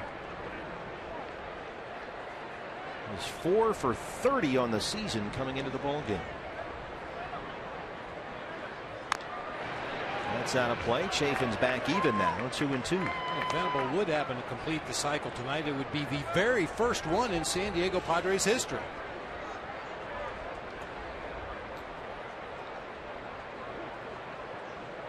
Zero. They've come 1 hit shy 340 times. The triple's always the toughest.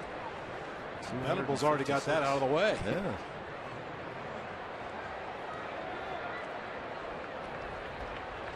Aaron Hill had 2 in 2 weeks. What's the big deal? Led to the creation of the Aaron Hill bicycle bobblehead a couple of years ago.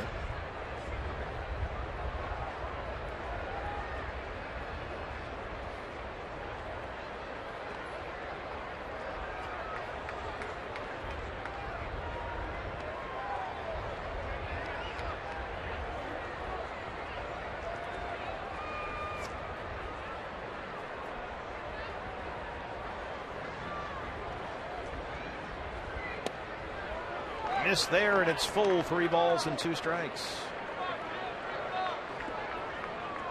Alexi Amarista, the shortstop, is on deck. Pitcher spot after that. 3 balls, 2 strikes, 2 outs, and 2 men on for Will Venable. Broken bat bouncer to shortstop. Owings bobbles it. Recovers and throws him out to save a run. Nice recovery there by CO. And Chafin puts out the fire. But the Padres take a 5-2 lead. CenturyLink, your link to what's next. Here's what's next, brought to you by CenturyLink. Tuffy Gozuish, 3 doubles last night, leads off the Diamondback trip.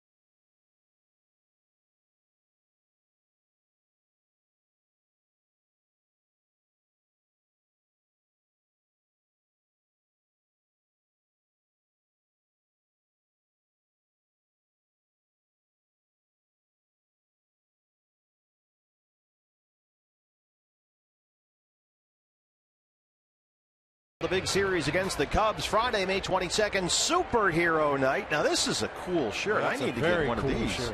You can get the D-backs Superhero T-shirt when you buy the Superhero Night Special Event Ticket Package. Remember, that's a special event ticket package to get the T-shirt.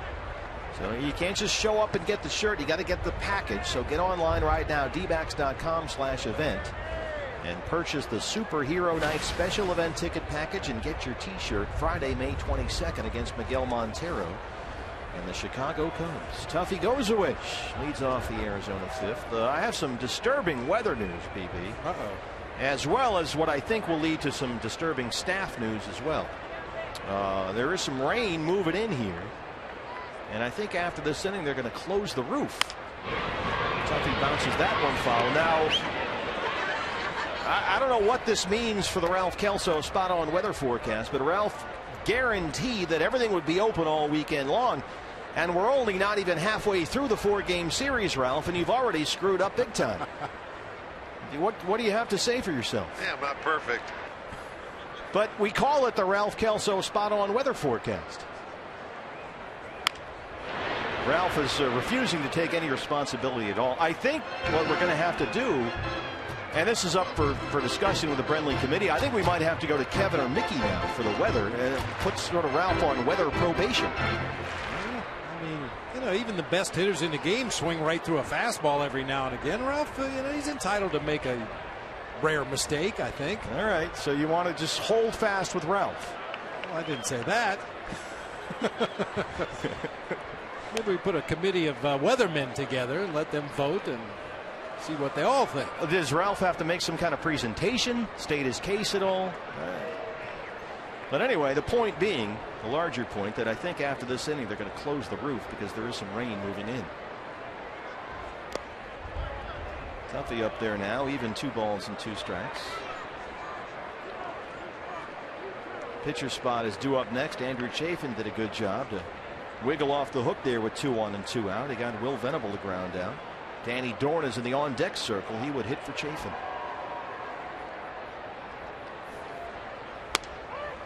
Tuffy looks at strike 3. That's 6 strikeouts now for James Shields.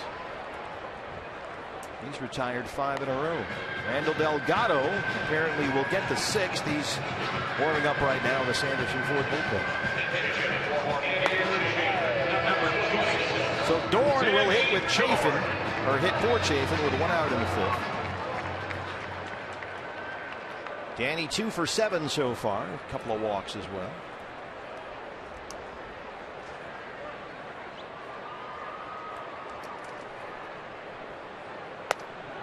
By the way, speaking of weather, this is full of weather news here. Dodgers leading at Colorado 2-1 through 5 innings. And it is pouring rain. And the tarp is on the field. They're going to have weather problems all weekend long, the Dodgers and Rockies at Coors Field. So maybe, I know they did all that terrific work on Coors Field with all the stuff up there in right field. Maybe they just want to go ahead and put a roof over that thing, because it has been a miserable week of weather in downtown Denver. I think that's the slogan for the Rockies this year. The tarp is on the field. It should be. Shields at 70 pitches, 46 strikes. And it's supposed to rain all night long again tomorrow, and possibly snow in the forecast Sunday in Denver. So enjoy that, you Dodgers.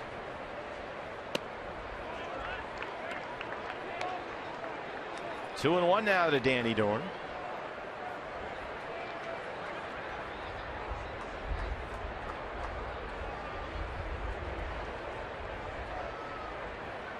How about this, BB? This is I don't think we've ever done this before. In fact, Karina has made her way up with her RF camera.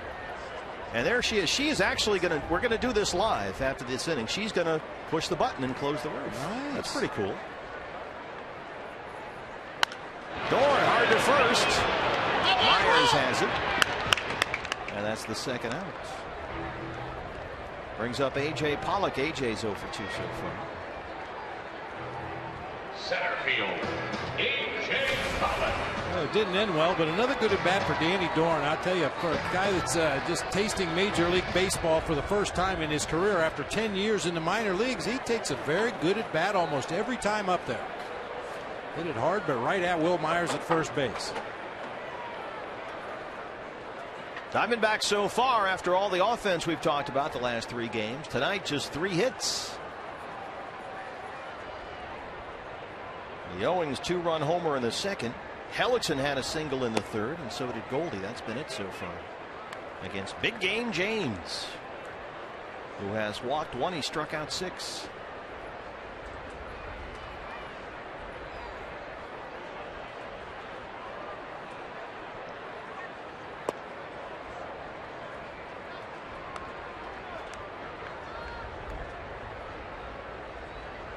James Shields was a winner in his previous start. That was Sunday in San Diego. He beat the Rockies. Didn't pitch all that well, frankly. 5 earned, 9 hits, 5 1/3. Gave up 3 homers. AJ belts this out to deep left center field, and that ball is gone. A home run. Another D-backs homer. This time it's AJ, his second of the season, and it's a 5-3 ball game.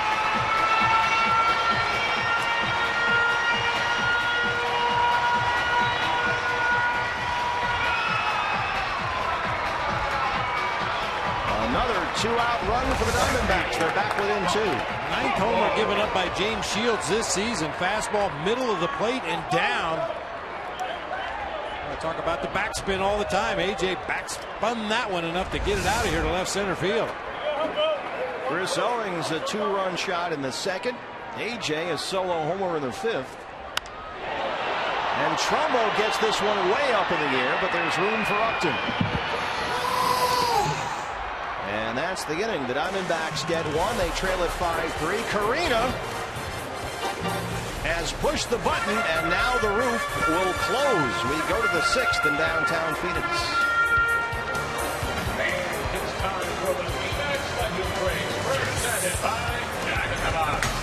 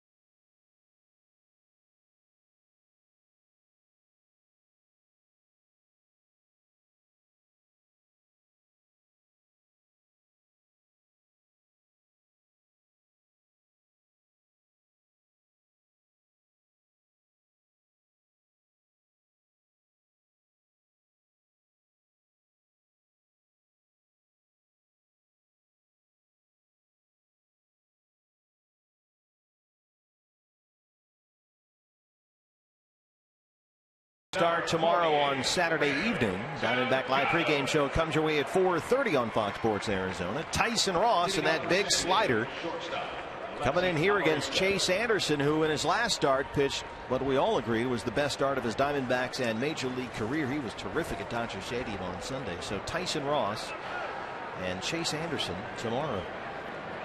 Randall Delgado on, the 3rd pitcher of the ball game for the Diamondbacks. The roof is still in the process of closing over our heads here, and here's Delgado for the 11th time this year. Bob, an outstanding 1.54 ERA. He's been really good. He has been really good. His command has been outstanding. He's been able to repeat his delivery over and over and over again, keeping that ball in and around the strike zone consistently. And so we'll see if Delgado can give them 2 or 3 innings here. Give the Diamondbacks a chance to get back in the ball game, now trailing 5-3. Roof still closing with some rain moving in. How about that after all we went through in Denver? It might rain. All right, you'll just close the roof. Escape. This one up near the roof. Right center field for Pollock. Now you push a button, problem solved. Nice job, Carina, by the way. Working perfectly. Yeah, that was cool. Pitcher, James Shields. James Shields will take the at-bat now.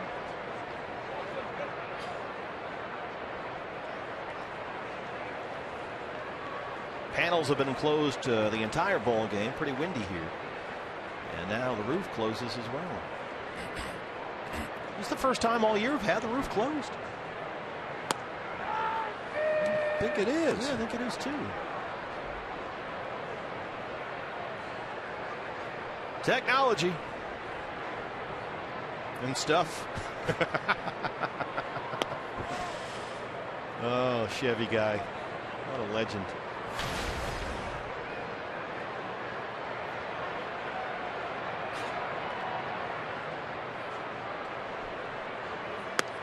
There's the strike, 1-2. The roof is almost closed. I was in Toronto at Sky Dome back in '89, and the roof was actually the other way. So as it was closing, the gap went from the first base side of the field across home plate and back up the third base side of the field, and it started to rain before the roof was completely closed, and it was just one big stripe down the first base side, across the field, and up the third base side where people had to head for cover. Didn't take long, though. They got it closed. Earlier this year, they had a rain delay in Miami where they have a roof in the ballpark because one of those Miami thunderstorms blew in and they just couldn't close it fast enough. So they had to delay the ball game with a roof in the ballpark. Here's Myers. A single in the first, a homer in the fifth. He's 2 for 3. Gatto has had more velocity in this role than we've seen when he's been a starting pitcher. Doesn't have to go as long, obviously, so he's got a little more zip on the fastball.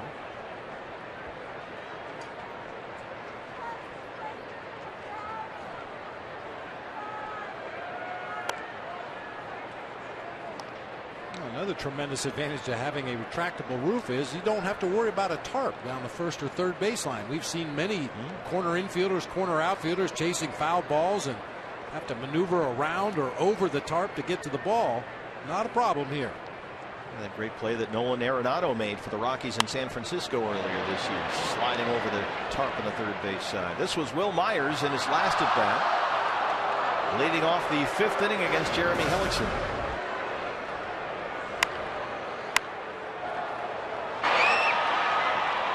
Over the bullpen in the left field corner, his 5th of the year.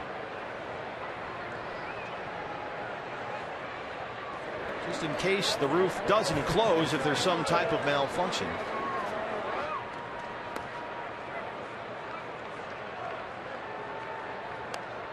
They're hanging out there with a guy apparently who's dating a basketball, judging by his t-shirt.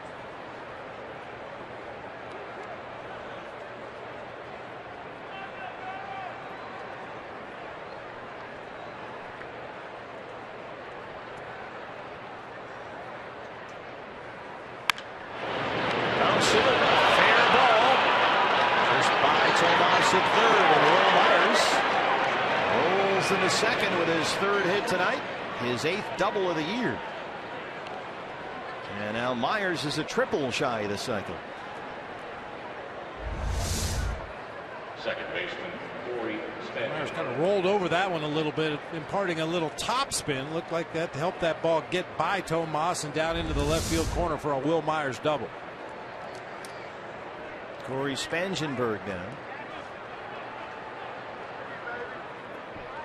Spangenberg tripled and scored his last time up. He's also walked twice.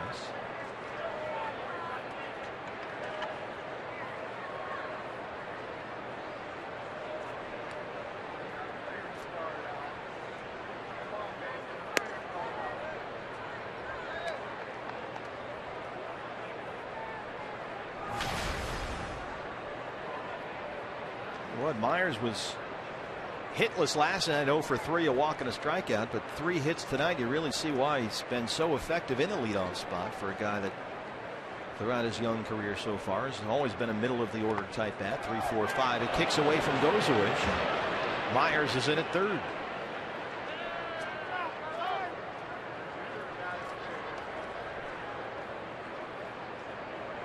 Wild pitch charge to Randall Delgado.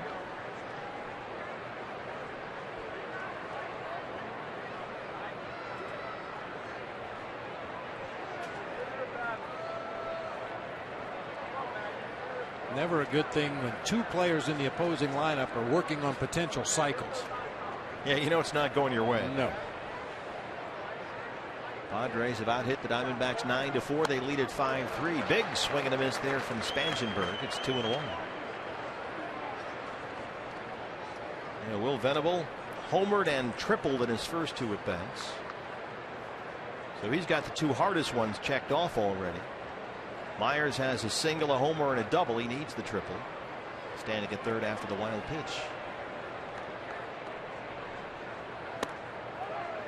Randall misses inside. It's 3-1.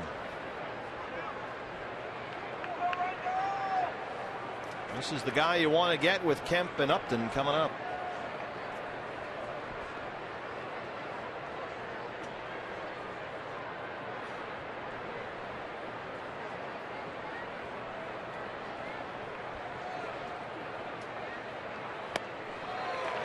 Good pitch there from Randall. 3-2.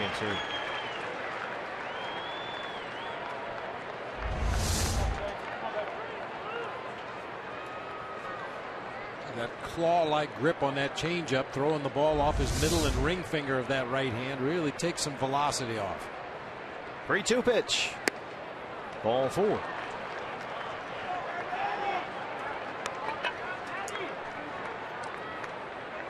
Follow the Diamondbacks all season with MLB.com At Bat, the #1 app for live baseball. At Bat is up to the moment, at any moment, with in-game highlights, live look-ins, replay reviews, StatCast, and more. Get MLB.com At Bat for your smartphone or tablet. Well, Corey Spangenberg, that's his third walk of the ball game. He's standing at first. Myers at third. 2 outs for Matt Kemp, who had an RBI single in the third. He's 1 for 3.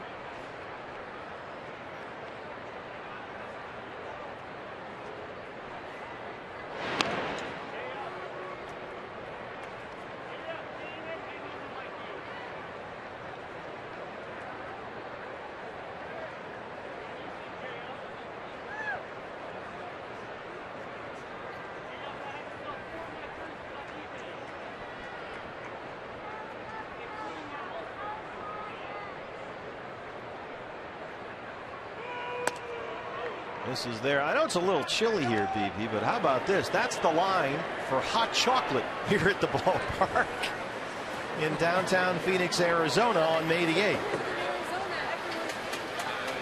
Moving that hot chocolate like hotcakes. How about that? Maybe they should have sold hotcakes. The roof is closed and all, but is it that cold? 1-1. There you go.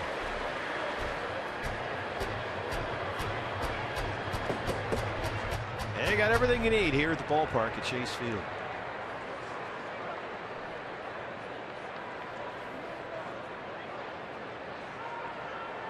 They're on the corners. 2 outs for Matt Kemp. A ball and a strike.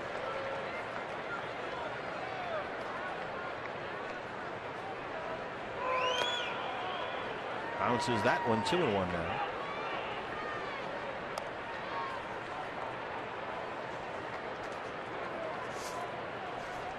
Myers is at third. Spangenberg at first. Randall Delgado, 4 straight scoreless appearances and trying to keep it that way with 2 outs in the 6th.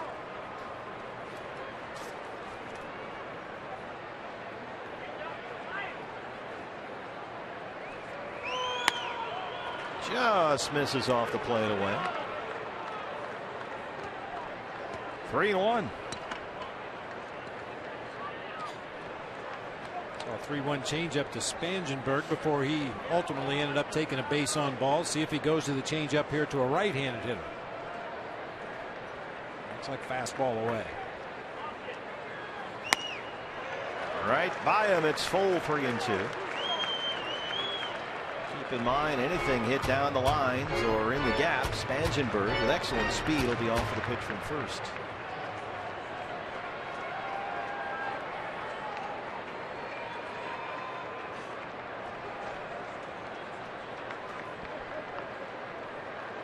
3-2 pitch. Here goes the runner. Lifts it in the air along the right field line. Goldie in foul ground. And Randall Delgado leads them to the corners.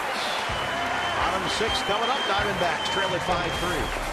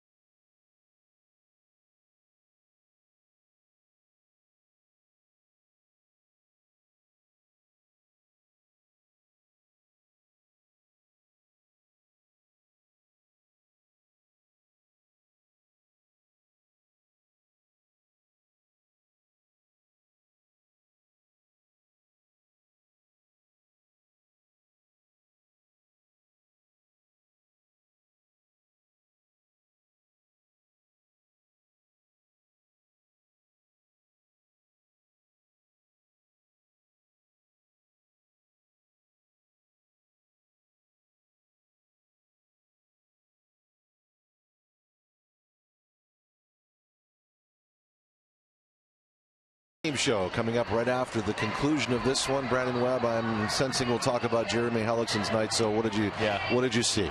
A lot of the same that we've been seeing all year. He gets into trouble. He falls behind in the count. Throws a lot of pitches during those at bats. Gets 5 innings and he's had 100 pitches and he's got a handful of runs given up. We'll break that down and so much more. Stephen Bob will send it to you. Brandon has already demanded hand warmers, a fleece jacket, and a toque. It's cold out here. 65. Or something. Do they wear toques in Kentucky? That's a Canadian thing. I have no idea what a toque is. A toque. Did you ever see Bob and Doug McKenzie take off, eh? The Great White North? Vaguely remember that, but they played with Geddy Lee. They cut remember that great song, Take Off, that Geddy Lee sat in with Bob and Doug McKenzie back in the 80s? Hey. There's a lot of the 80s I don't remember. Did your lawyer call? Yeah, $10 is $10. Goldie! That one is way out of here. 9th of the year for Paul Goldschmidt, and the Diamondbacks, who have homered 3 times tonight against James Shields, are back within 1. It's 5-4.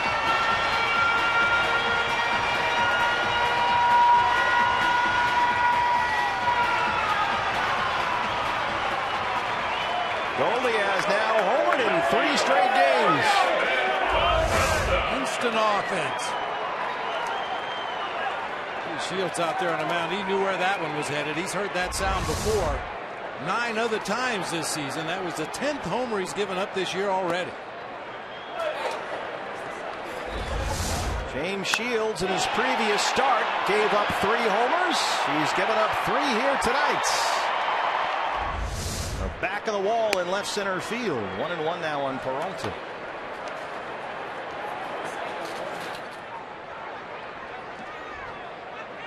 One thing about James Shields, he has always been susceptible to the long ball. Here's one more. Get out of here. We're tied up. Diamondbacks go back to back.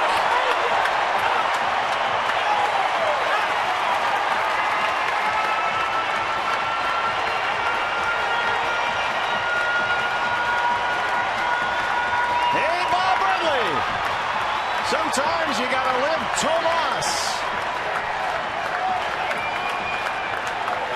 Yeah.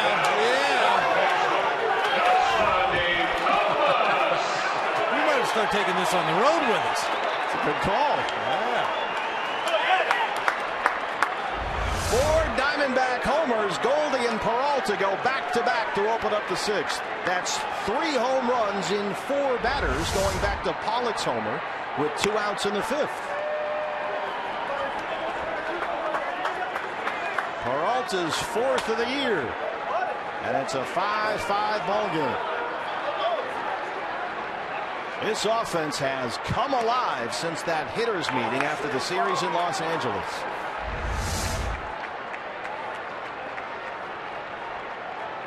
Diamondbacks only have 3 come from behind wins this season. Nice crowd on hand tonight. People really into this ball game, and against James Shields, this would be a big one to come back and win.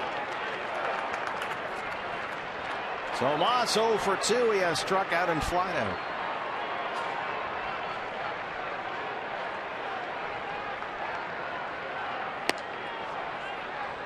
Shields lost his footing on that one. It's 2-2. He's a little frustrated out there, kind of losing his mechanics right at the end of that delivery. He always spins off to the first base side, but really spun off that time.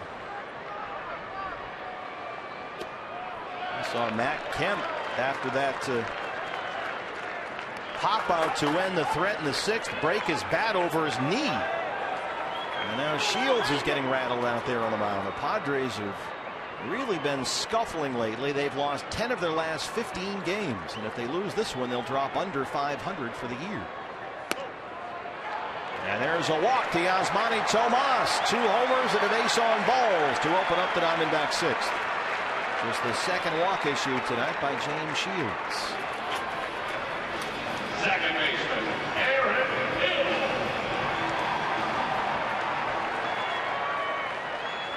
Aaron Hill walked and scored in the 2nd, grounded out his last time up. He's 0 for 1. Padre bullpen springs into action. Aaron Hill, a hot bat lately. He's hit safely in 6 straight games and 7 of his last 8, and he looks at ball 1. Aaron Hill won the doubleheader at Coors Field, started on Wednesday. Dale Thayer will start throwing. Aaron's batting average for the year was at 196. By the time the doubleheader was over, he was hitting 262. That's a good day. 6 for 9 in the doubleheader with a double and a home run. He drove in 4. Went from 196 to 262. And he's homered 4 times in his career against Big Game James.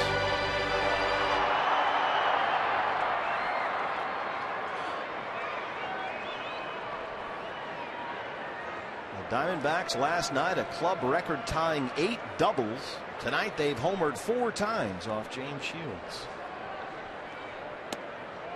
This is there. It's 2-1. Shields is really rattled out there right now.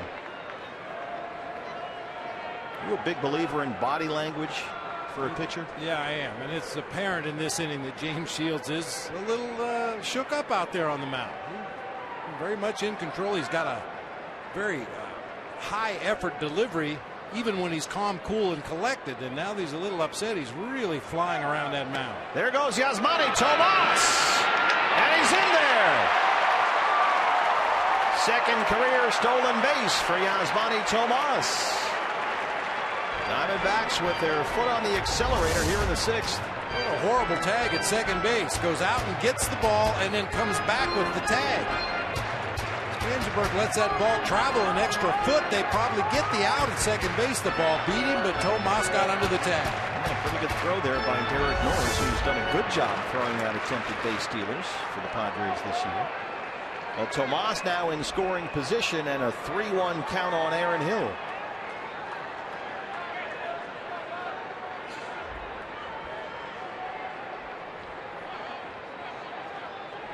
Go ahead, run at second, nobody out. Look out in the Diamondback dugout.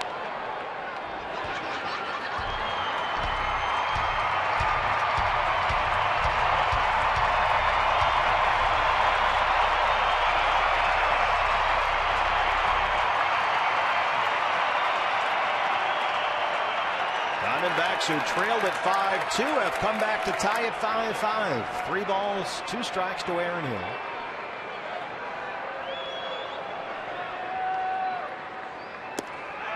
Ball 4. So James Shields comes out in the 6th inning. Home run, walk. And Darren Balsley's going to get out there for a conversation.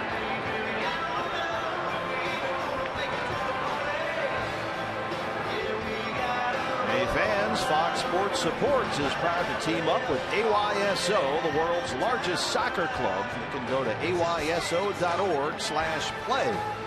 And there you can find your region and sign up for your fall team today. Fox Sports supports AYSO.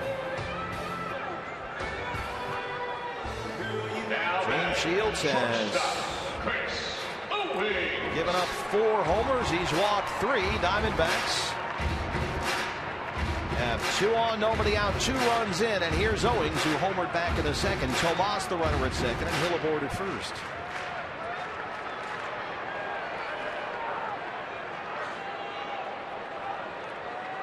CO started off the home run parade with a 2-run shot to left center field back in the 2nd inning.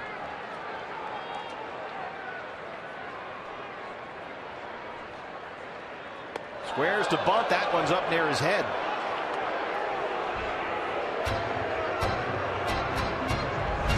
To overthrow a breaking ball here. That knuckle curve sails out of his hand right over the head of Chris Owings.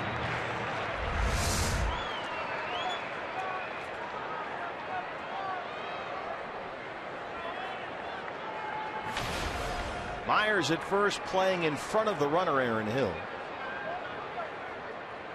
Owings squares to bunt one more time. Fouls that one off.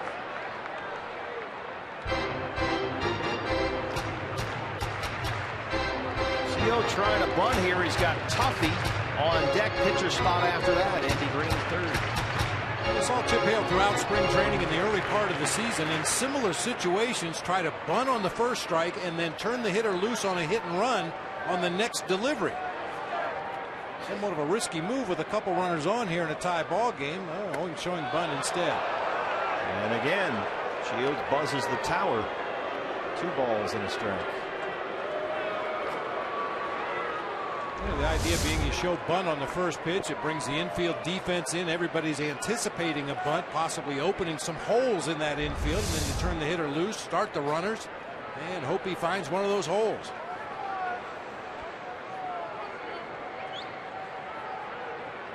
Squares around one more time. Gets the bunt down. Shields goes to 3rd, and they get the force on Tomas.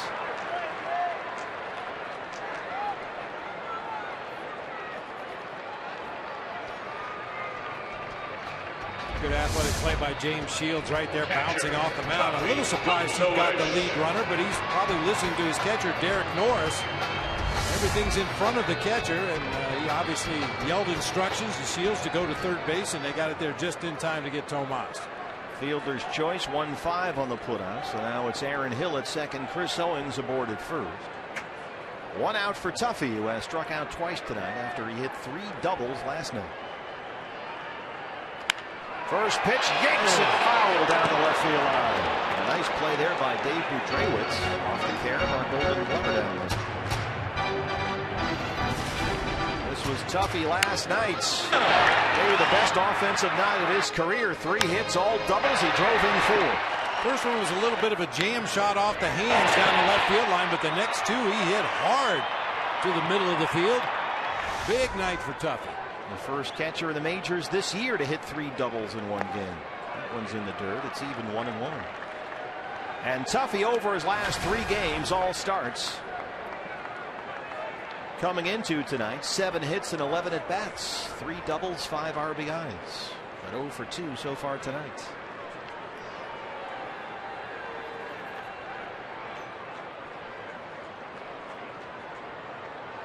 James Shields on the ropes. That one's fouled behind Andy Green. It's a ball and 2 strikes. Goldie led off the 6th inning with a home run, his 9th of the year. Peralta, his 4th. They go back to back. Walks to Tomas and Hill. Owings the failed bunt attempt to move them along. And now here's Tuffy with Ender and Ciarte on deck. He would hit to the pitcher Delgado.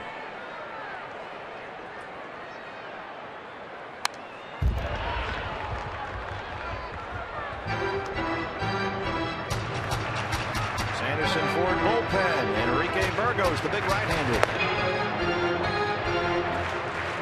Taking on a much more vital role in that bullpen since coming up to the major leagues. Initially, they were just looking for soft landings for Enrique Burgos, but he pitched so well in those soft landings that he found himself pitching in more clutch situations. Rosaway strikes out for the third time tonight, and quickly 2 down here. And we'll see Inciarte. Rotation on that curveball. Ball breaks straight down. Knuckle curve. Shields really pulls down on that pitch at the point of follow through. Past the 12-6 break. 7 strikeouts for James Shields. 2 on, 2 out now. Inciarte hits for Delgado.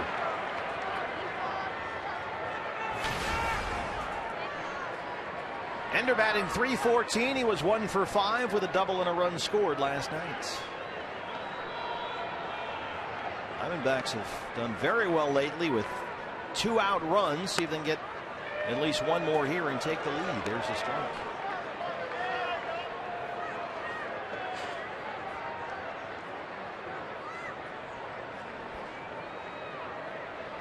Shields now at 105 pitches, 63 for strikes. Can't quite see the signs from Derek Norris.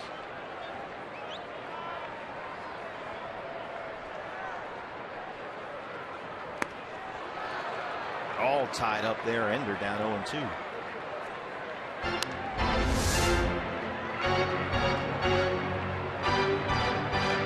Changeup down, and you can see that back foot came completely up off the ground as Ender Inciarte tried to get it out of the way of the pitch while he was swinging at it.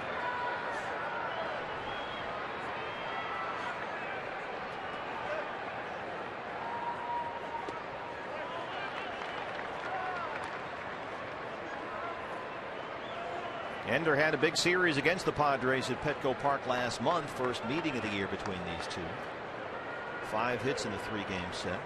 He's got Hill at second, Owings at first. 2 outs and a 1-2 count. First base, Myers collects it, and he keeps it himself. So James Shields strands the 2 walks, but he gives up 2 homers. Goldie his 9th. Peralta his 4th. They go back-to-back, and we are all tied through 6 at Chase Field.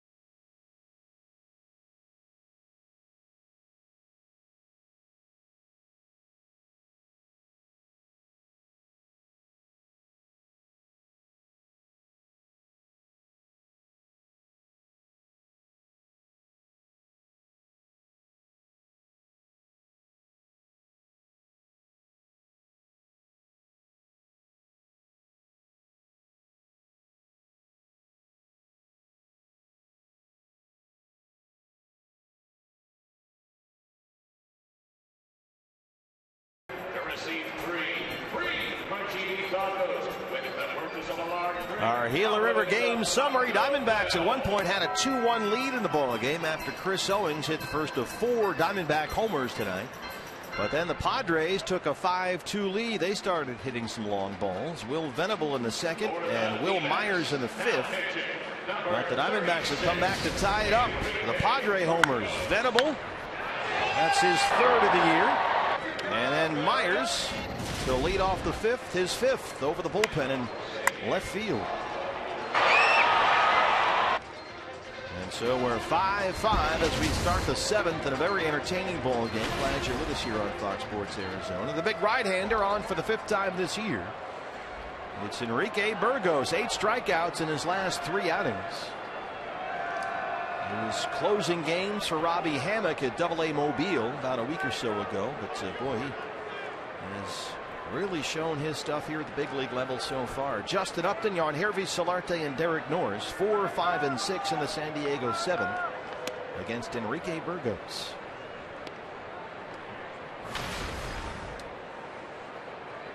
D-backs have homers from Owings, Pollock, Goldschmidt, and Peralta. 8 doubles last night, 4 homers tonight.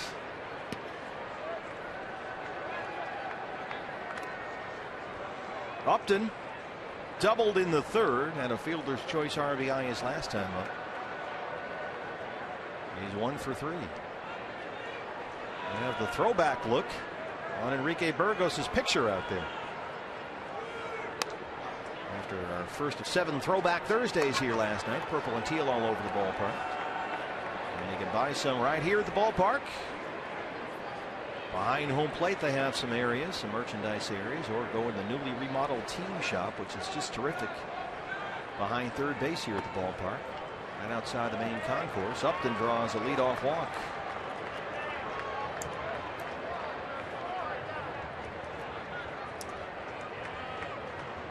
Well, Burgos really earned his stripes Sunday at Dodger Stadium when he came in that extra inning game. And boy, he was terrific. Gave him 2 innings, did not give up a hit, walked 1, had 4 strikeouts. And he came in and he struck out Scott Van Slyke, he K'd Howie Kendrick, he K'd Adrian Gonzalez.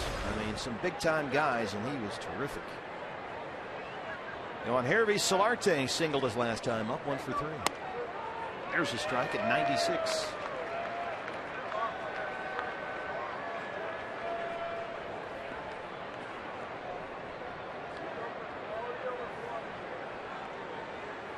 Burgos, if you haven't seen him yet, he'll go anywhere 94 to 98 with a fastball and a good hard slider. Slider occasionally will approach 90 miles an hour. He usually throws at 86, 87, but every now and then he'll really try to overthrow that slider, and it gets up there to where most guys throw their fastball. 6 saves in 7 scoreless outings with AA Mobile when he was called up. He's been the closer down there. There goes Upton, a great jump and no chance to throw him out there. Kicks away from the second base bag, but Aaron Hill's over there to collect it, and that's the 6th stolen base of the year in 6 attempts for Justin Upton. Padres continue being very aggressive on the bases in this series. Yeah, they don't run an awful lot, but Bud Black trusts the veteran players that have stolen bases in the past, including Justin Upton and Matt Kemp. Guys in this lineup with a lot more speed than those 2 guys, but they're a couple of crafty veterans that have stolen bases for a long time. A ball and a strike to Yangervis Solarte.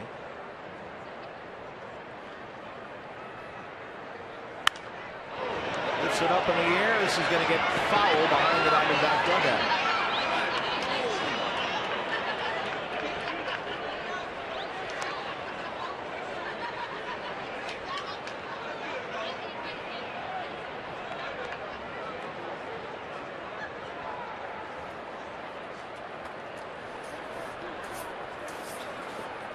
Dave Roberts had one pretty famous stolen base in his career.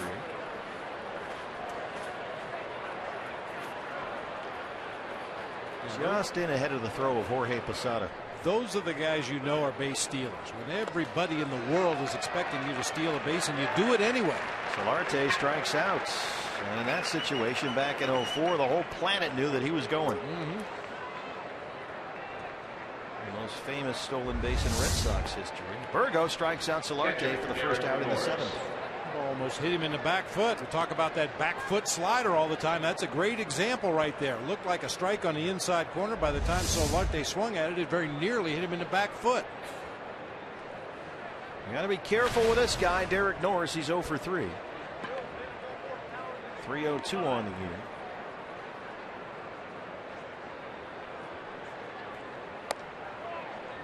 This is up at 96, 1-0.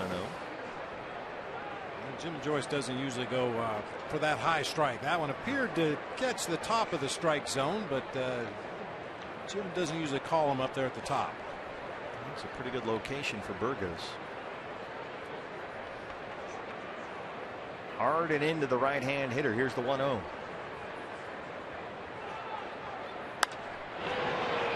On the breaking ball, pops it up to shallow right center field. Aaron Hill has it. 2 down. How about that? The churro dog.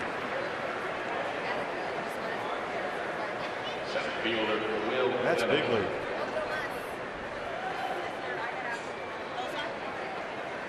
You have yet to attempt one of those, I believe, right? You're not a big ice cream guy. Attempt is the right word. I like plain ice cream, but at some point this summer I'll give it a shot. That sounds like a pregame show segment. Will Venable, halfway to the cycle, he's got the homer and the triple already checked off. He has scored twice. Burgos trying to strand that leadoff walk. Slices that one foul over the line.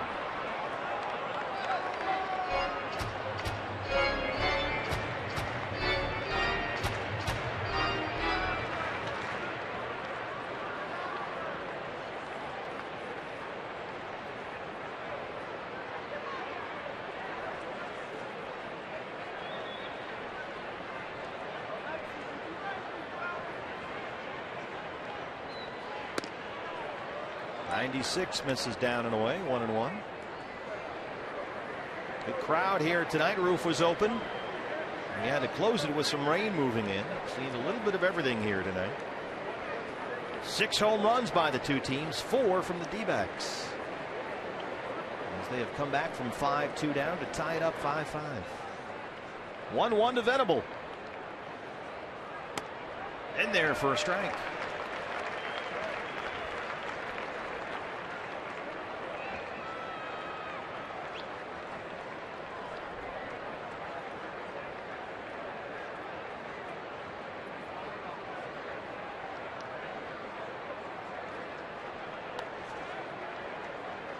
Comes to that big slider here on 1 and 2, or just the heat. Throws heat at 97, and Venable knocks it into left. Here comes Upton. The throw is offline, and the Padres take the lead. We'll see how they score that. Venable is in at second base. Keep in mind a single and double shy of the cycle. 6-5 San Diego. Back and forth we go. The rule of thumb for a third base coach is if the runner hits the bag before the outfielder gets the ball, you wave him on home. If the outfielder has the ball before the runner gets to the base, you should probably hold him. But Justin Upton had a full head of steam. Was getting waved home by Glenn Hoffman 3 steps away and still beats that throw to home plate with a nice slide to the inside. An RBI single for Venable. He takes second on the throw, so Venable a double shy of the cycle. The leadoff walk comes back to bite Burgos. And now here's Alexi Amarista.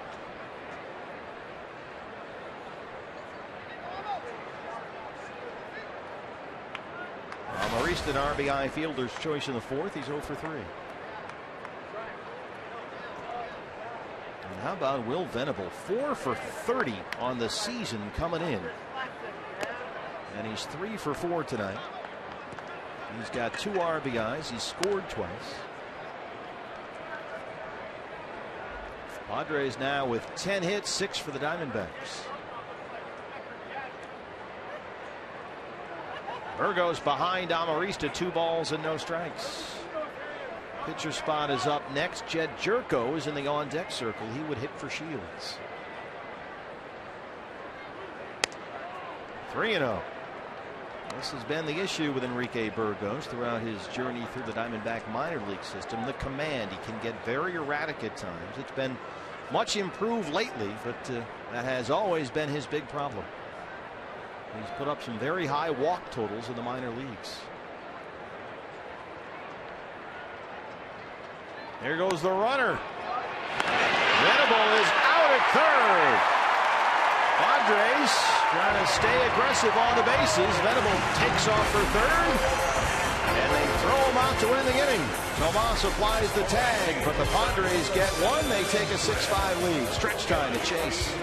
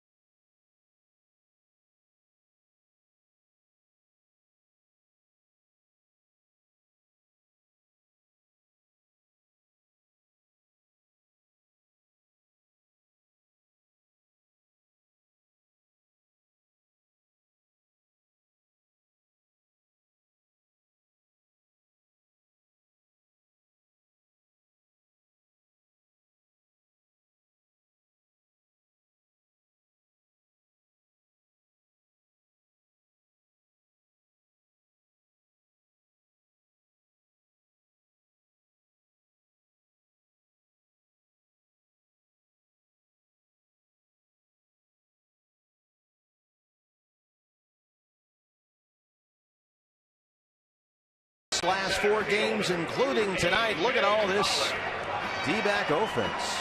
34 runs, 54 hits, 24 extra base hits. They are slugging .671 and hitting nearly .330 with runners in scoring position. And we got 4 Diamondback homers tonight. Chris Owings a 2-run shot in the second. A.J. Pollock a solo shot in the 5th. And then Goldie and Peralta back-to-back in the 6th.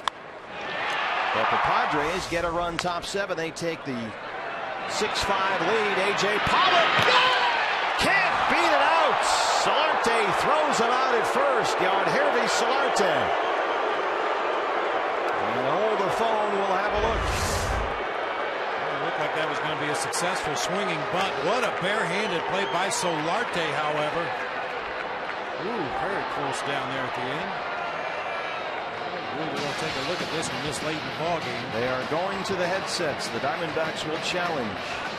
Ladies and gentlemen, the previous plays under official video. Oh, we might have a case here. We need clear and convincing evidence that the call on the field was incorrect. You have to see that it was clearly wrong to overturn the call. And I think the Diamondbacks have a pretty good case based on that last angle.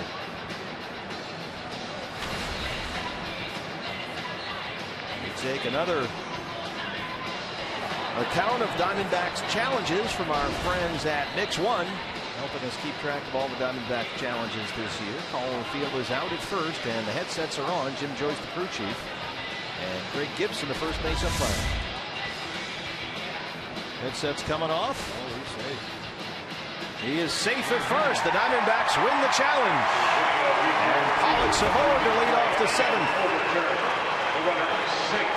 So A.J., who homered in his previous at-bat, beats out an infield single. Another replay review brought to us by Mix One, and that's where the Diamondbacks stand so far this year.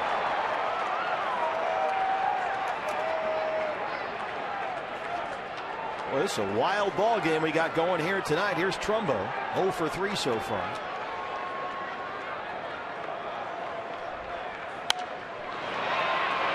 Pops it up.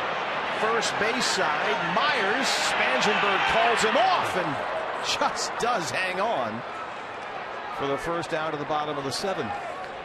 Trumbo 0 for 4. First baseman. MakeFoxSportsArizona.com, your destination for all local online sports coverage you won't find anywhere else. Post-game analysis and reaction from the clubhouse here with Jack McGruder. and former Sun Devil quarterback Taylor Kelly's tryout with the Cardinals. Find out all about that at FoxSportsArizona.com. 1 on, 1 out for Goldie. He singled in the third and he homered to lead off the sixth in his last at bats. He has now homered in 3 straight games.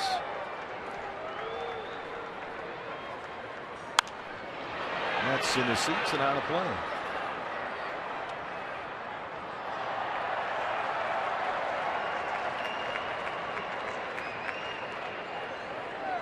This was Goldie in the sixth, his 9th of the year. Oh, one of his longer home runs of the year, too. Way back in the back of the bleachers out there in the left field. And he moves ahead of Jay Bell for 8th place on the Diamondbacks' all-time home run list. Now at 92, Pollock off with the pitch. He lines it out to Kemp. AJ's going to have to hurry. And he's back in there safely. The throw from Kemp was offline. AJ took off on the pitch with that one, and Goldie lined it right to Kemp and right for the second out. That is some buzzard luck right there. Goldie hits the ball extremely hard as you see AJ on his way back to first base. Just avoids the Will Myers tag out there. Not a great throw by Matt Kemp back into the infield. And obviously with AJ running on the pitch, if that ball gets down in right field, he's got a chance to score. New pitcher for the Padres to start this inning. The right-hander Brandon Maurer is out there on in relief of James Shields.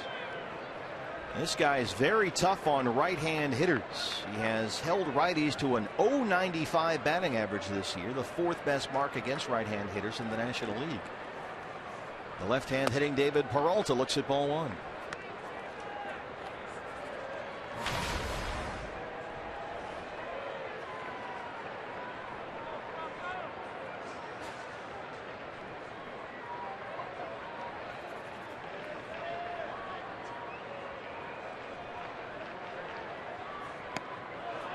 Two 2-0. Peralta, the 4th home run of the year in his last at bat. He's 1 for 3.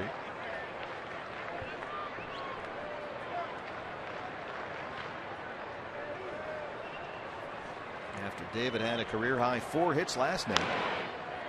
Had an RBI, he scored twice. He's looked good at the plate again tonight. Lined out to right field back in the second inning. A hard ground ball right at the second baseman in the third before hitting that second home run of the back-to-back.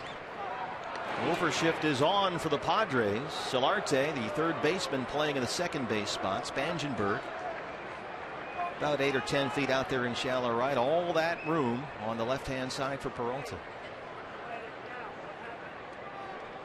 Pollock with excellent speed at first. AJ bluffs at first and holds. There's a strike, 2-1.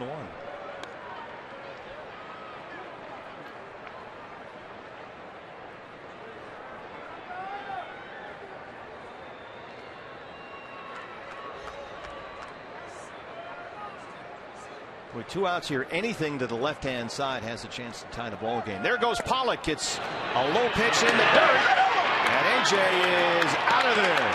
Derek Norris throws him out. Solarte applies the tag, and that's the end of the inning. We go to the 8th inning. Will Myers.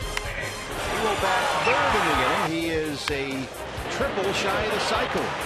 Diamondbacks trail at 6-5.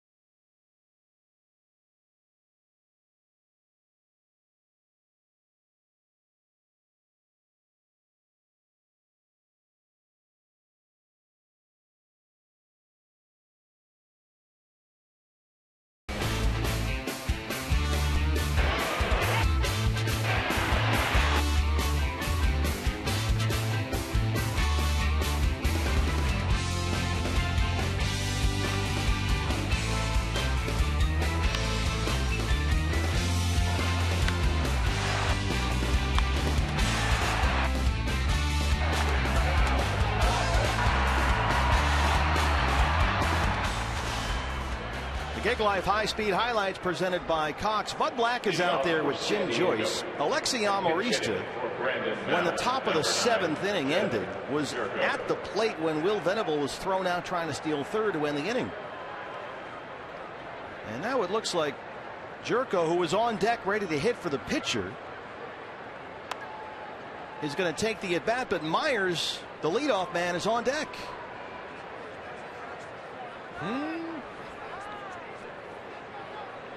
It was a long conversation with Bud Black and Jim Joyce.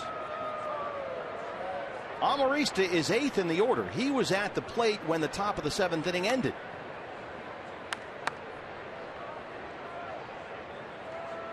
So here's Jerko with the leadoff man Myers on deck.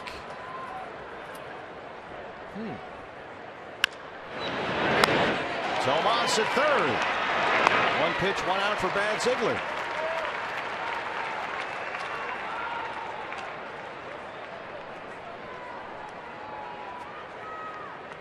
First baseman Will Myers. And now here's the leadoff man Myers. So what happened to the 8-hole hitter? That's a good question.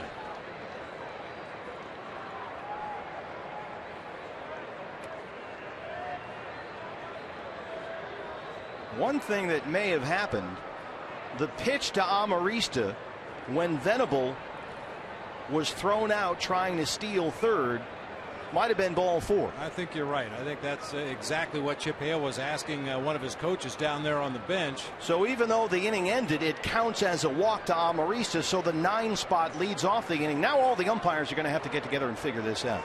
It apparently, the only thing we can guess right now is that Amarista walked on the pitch on which Venable was thrown out. So that's a walk to the 8th place hitter in the top of the 7th. Venable caught stealing. And so we just saw Jerko hit for Shields in the 9 spot to lead off this inning. And I think that's what Jim Joyce is clarifying with his crew here. Kind of lost track of the Amarista at bat when Venable was thrown out at third. I think you're absolutely right. I think it was ball 4 to Amarista, but Will Venable's a live base runner trying to steal third, and Tuffy gunned him out. Now, this was the play that Venable was thrown out on to end the inning. And Amarista was at the plate, but the pitch must have been ball 4. And so that's where we are. So Jerko grounds out 5-3, hitting for the pitcher to lead off the 8th. And now here's the leadoff man Myers, who steps up here a triple shy of the cycle. The Padres have never had a cycle in the 46-year history of their franchise. The numbers on Brad Ziegler this year. Continues to do his Brad Ziegler thing. 12 appearances, a .82 ERA. He's been outstanding. 7,356 San Diego Padre games have been played in their history, and 0 cycles, and 2 guys in the ballpark have a chance to do it tonight. Will Venable is a double shy. Will Myers is a triple shy.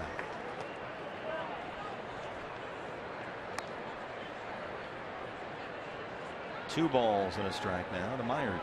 He singled in the 1st, homered in the 5th, doubled in the 6th. 2-2.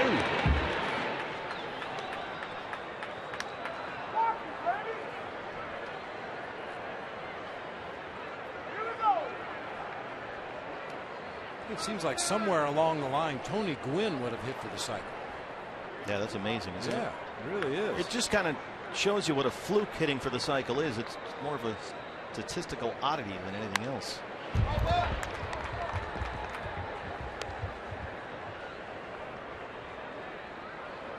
As part of our Purple Vault flashback throwback Thursday last night, we talked about Greg Colburn, which will illustrate what you said. It's more of a statistical fluke than anything else. 2-2 to Will Myers. He knocks it into right. Myers will take the turn and head for second, and he is out of there.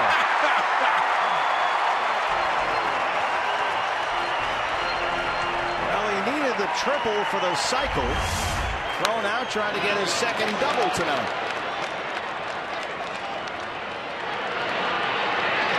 Puts it right on the money on a hop.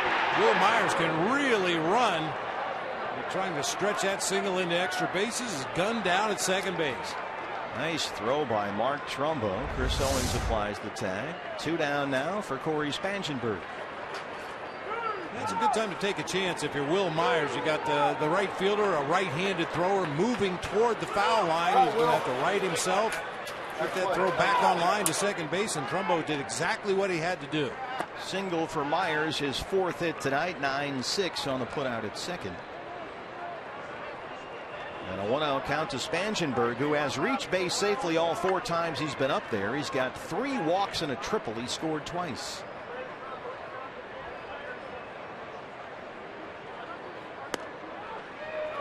One or one. Diamondbacks in the bottom of the 8th inning. We'll have the middle of the order: Peralta, Tomas, Hill, 4, 5, and 6.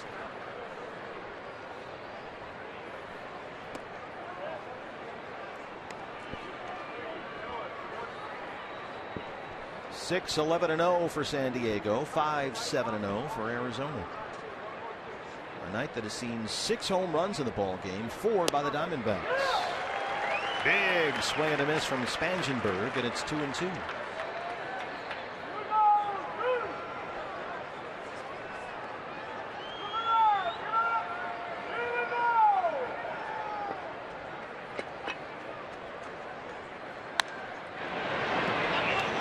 Jose Valentin coaching at first.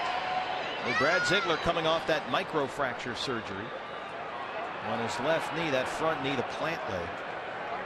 Boy, he has not skipped a beat. He's been better than ever.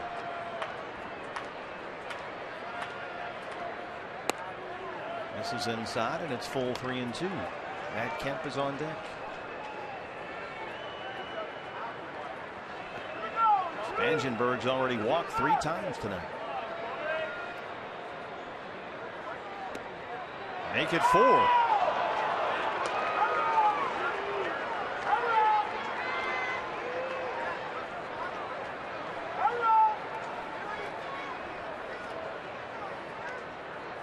Right fielder, Some Jim Joyce fans in the seats. So here's Kemp. RBI single in the 3rd. 1 for 13 career against Brad Ziegler. He's 1 for 4 tonight.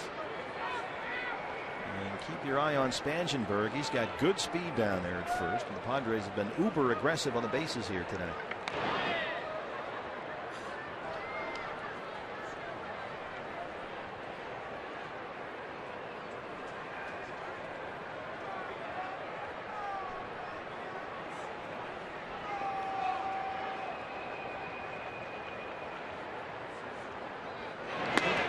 Oh, that was close. He's nearly been picked off Spangenberg about 3 or 4 times tonight. Hellickson almost got him a couple of times. This is really close. You see how the runner goes back to the far back corner of the bag, making Goldie drag that tag as far as he can. And there for a strike, 0-1.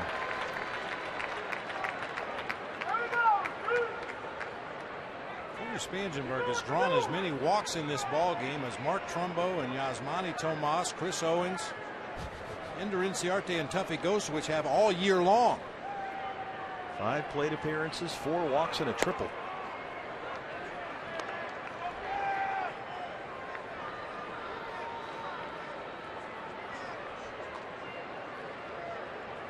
Went hitless last night in the series opener, but he's been aboard all 5 times he's been up tonight.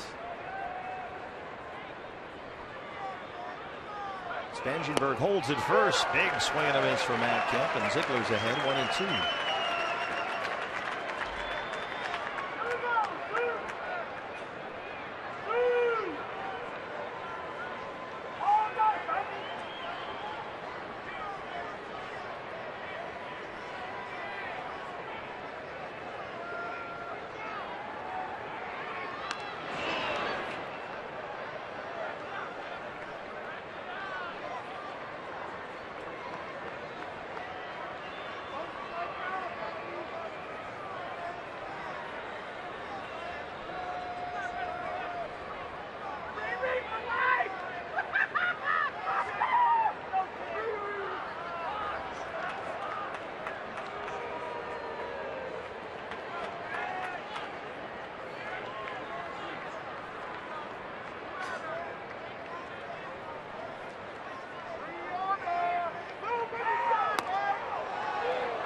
Kemp just able to hold off there, and it's back even 2 balls and 2 strikes.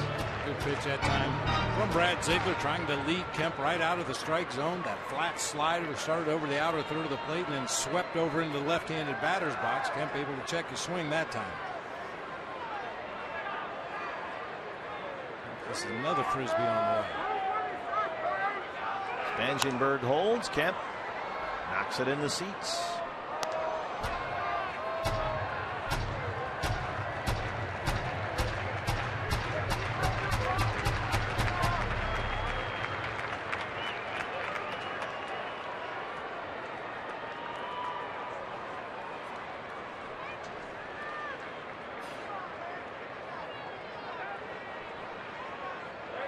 Slider again.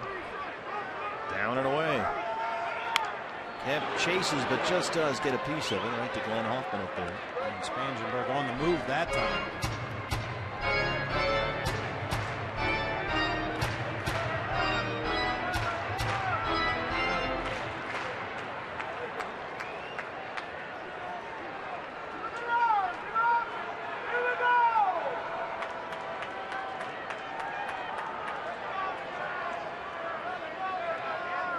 Changeup. Rare changeup to a righty from Brad Ziegler. Careful here. That's a pitch that really came a long way for Brad last year. He had been basically just a 2-pitch guy, that sinking, tailing fastball and the flat slider, but started to throw more changeups to the left-handed hitters last year. He's got enough confidence to throw it to the righties this year. He felt he had become a little too predictable and needed that 3rd pitch, and it's been pretty good for him. Slider again. Spangenberg takes off again. Kemp pops it up behind the Padre dugout. Goldie will have a look, but it's in the seats.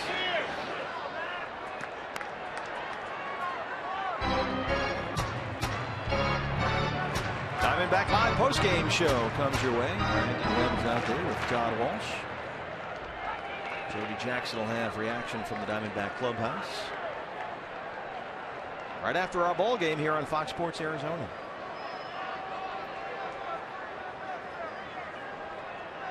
Another 2-2 to Matt Kemp. Spangenberg holds and Kemp strikes out. Brad Ziegler gets us to the bottom of the 8th. David Peralta, Yasmani Tomas, and Aaron Hill for Arizona coming up down 6-5.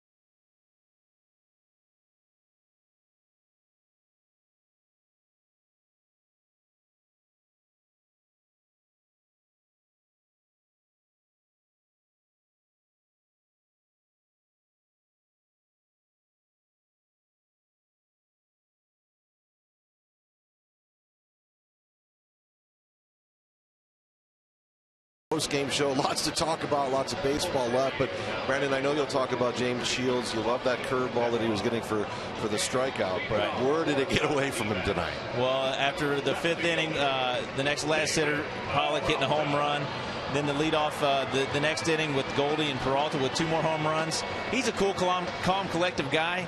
He lost that. His mechanics got away from him. He got frustrated. You could visibly tell he was frustrated. All right, we'll talk about that. You warm, by the way? I got warm now. The roof's closed. The roof's closed. We got some lighting out here. I'm glad you're comfortable. Steve, we'll send it back to you. Thank you, guys. Boy, Todd Walsh is, he's freezing his butt off in these hockey rinks all year long. And Brandon Webb suddenly's big baby out there because it's below 70 degrees. Joaquin Benoit opens up the bottom of the 8th. He's lived in Arizona long enough. His blood has thinned out. He's no longer a Kentucky boy. He's a desert dweller. Us desert dwellers, it gets below 70. It's jacket time. Shift is on for Peralta, who homered back in the 6th. David had a little discomfort after that last swing, as you see that pull shift the Padres employ. Solarte, the third baseman, over by the second base bag, and Spangenberg out there in shallow right. 1-2. Bullpen's been an issue in San Diego, even with Craig Kimbrell.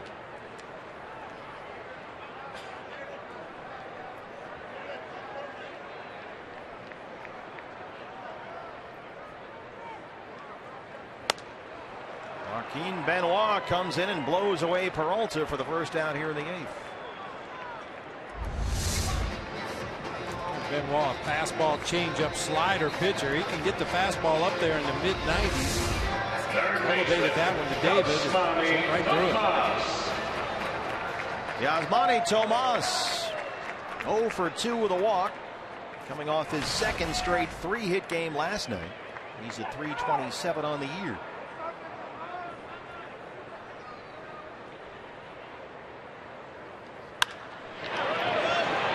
The other way, Spangenberg with a nice job to collect that one and throw him out. Quickly 2 down.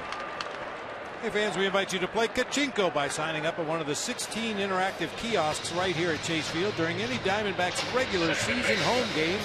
Today's lucky contestant took home a Patrick Corbin game piece and also was a semifinalist from the drawing for the Sanderson Ford vehicle at the end of the season. That's always a big day right at the end of the year. Aaron Hill 0 for 1. He has walked twice and scored a run. He's got a 6-game hit streak on the line.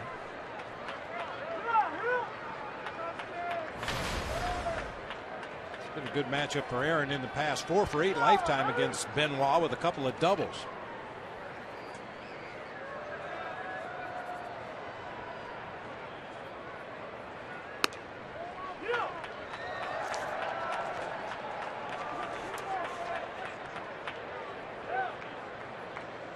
Benoit can be a tough customer. 13 outings this year, 10 of them scoreless. Tied for the Padres lead with 3 wins. Leads the team in appearances in those 13 appearances. In fact, Benoit, the first pitcher in Padres history to record 3 wins and 1 save in their first 13 games of the season. And he's behind on Aaron Hill, 3-0. 2-out walk. Aaron Hill is third base on balls tonight.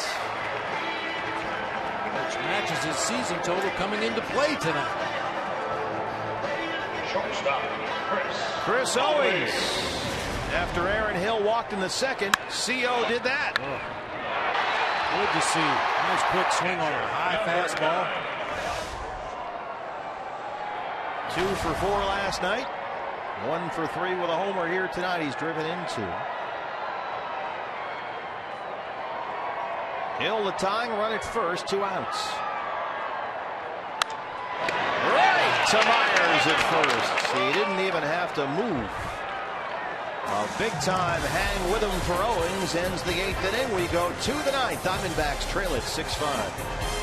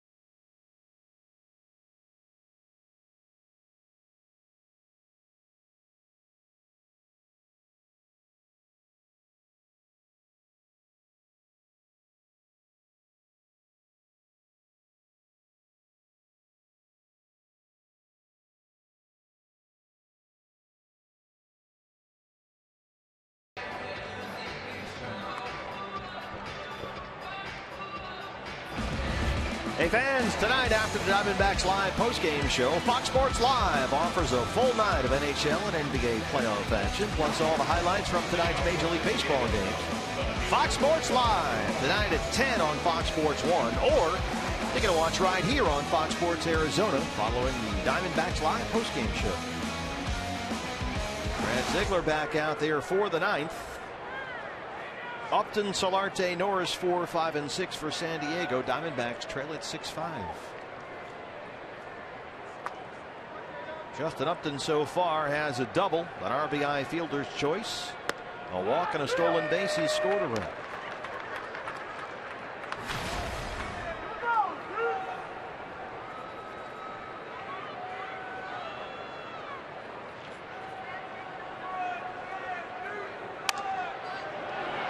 Easy fly ball to shallow right. Long run though for Trumbo, and Aaron Hill will wander out there. And that's the first out at the top of the ninth.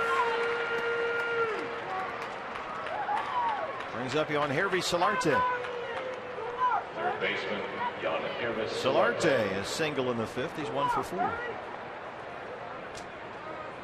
Diamondbacks in the bottom of the ninth inning. We'll have Tuffy Gozowicz, the pitcher's spot, and A.J. Pollock 8, 9, and 1.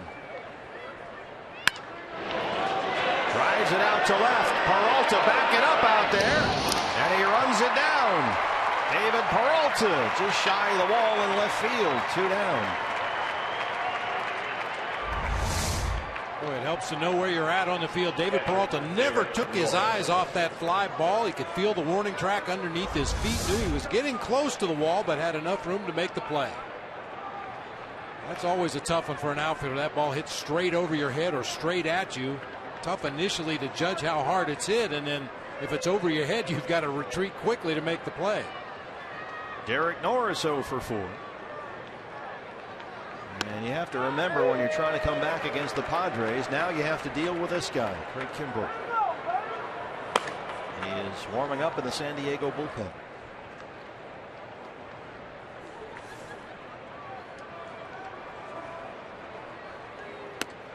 When they got all those players in San Diego this winter, they kind of got Kimbrell right before opening day, and everybody just went, really?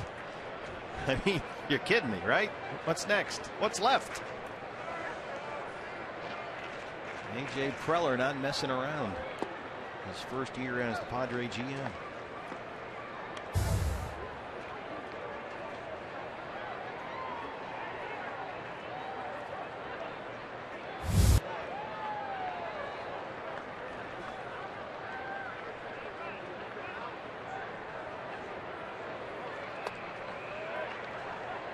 Will Venable is on deck should Norris reach here. Venable, a double shy of the cycle. Homered and tripled in his first 2 at-bats today. As the Padres had 2 chances tonight to get the first cycle in their history. Off Ziegler, right back to the mound. It kind of dies out there at second base, and Venable will get an at-bat. Let's see how Brad's doing here.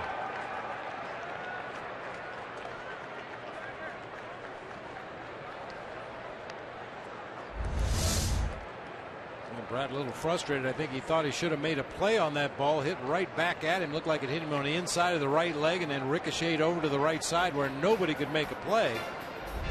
Chip Hale is going to go out there, and coach Oliver Perez with left hand hitting Venable coming in. Pitching change back after this.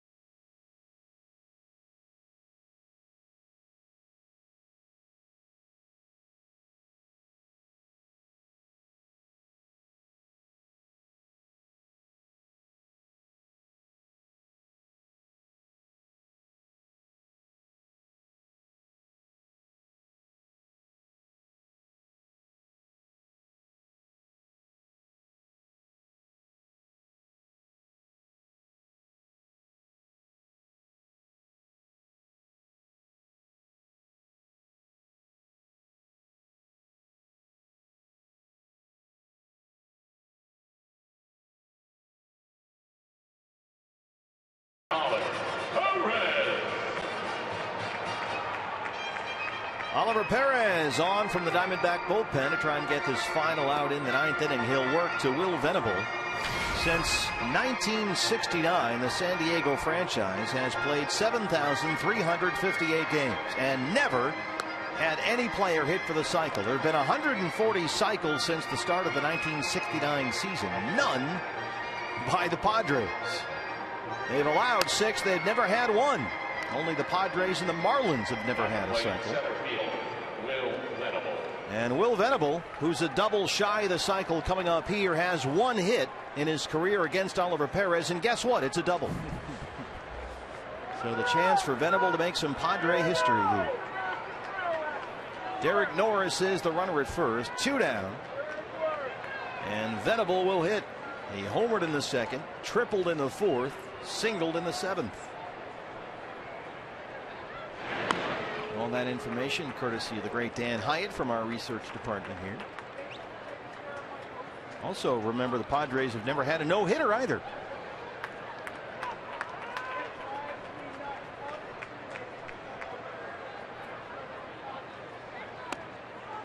That's in there for a strike, 0-1. That's a lot of baseball games without anybody hitting for the cycle. 7,358 games in Padres history before tonight. 0 cycles. 0-2. This old Jack Murphy / Qualcomm Stadium wasn't a great triples ballpark. Greg Coburn notwithstanding. I was going to say, unless you hit it into the benches over there and it got stuck in a bucket or something. Yeah, it didn't have big gaps. It didn't have any unusual twists or turns in the outfield where maybe you could get a bad carom and end up legging out a triple. Venable fans at that one, and Perez strikes him out on 3 pitches. They strand Norris, and we will go to the bottom of the 9th inning. The Diamondbacks here at home, down 1. We'll see A.J. Pollock in the 9th.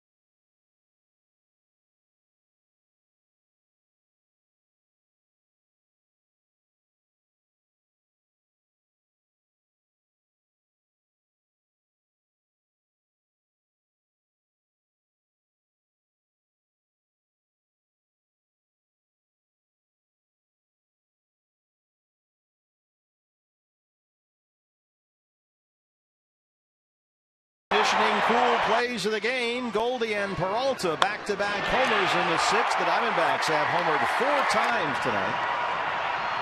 Chaz Roberts air conditioning cool plays of the game. On now for the Padres in the bottom of the 9th. He has converted 34 consecutive save opportunities, the longest streak in baseball. It's Craig Kimbrell. The numbers may not be what you expect from Craig Kimbrell. 5.06 ERA. However, he's 8 for 8 in saves.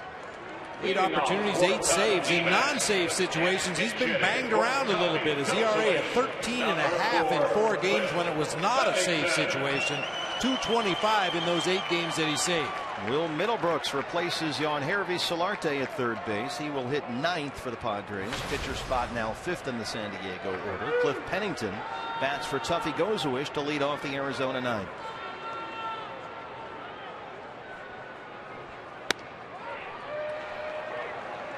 Jordan Pacheco is in the on-deck circle. He would be next, so a pair of pinch hitters for the Diamondbacks in the ninth. There's Jordan Pacheco. After him, leadoff man A.J. Pollock. 1-1 on Cliff Pennington. Bounce to first. It backs up Myers. Kimbrel covers. 1 away.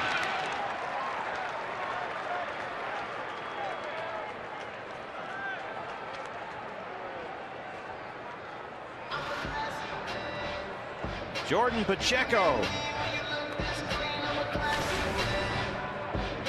Jordan 250 for the year with a home run. He's hit safely in 4 of his last 5 games with 4 RBIs over that span. Probably the Diamondbacks' best pinch hitter on the bench down there, but they can't really do that a whole lot anymore because he's also the backup catcher. He's in there against Kimbrel with 1 out in the ninth. Diamondbacks have been out hit 12-7. They trail at 6-5.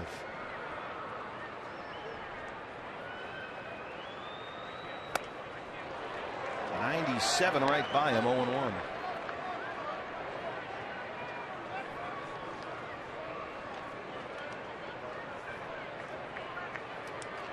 Rally caps are on.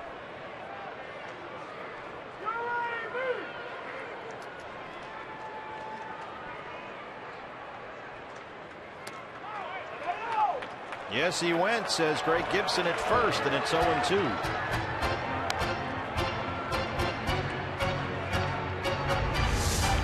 Diamondbacks are well aware of how tough Craig Kimbrel can be. On the active roster, only 1 player has ever recorded a hit against Craig Kimbrel. Aaron Hill is 2 for 8 lifetime with a double. Nobody else in uniform for the D-backs tonight has done anything against Kimbrel. He is the best in the business right now. This is at 98, 1-2. It's very limited at bats, as you can imagine, when you face a closer, especially a guy that slams the door the way Kimbrel does. 1 or 2 at bats is usually all you get over the course of a summer against this guy. Since he entered the big leagues in 2011, no pitcher in baseball has more saves than Craig Kimbrel. 193. Bounces that one, and Pacheco is even. 2 balls and 2 strikes.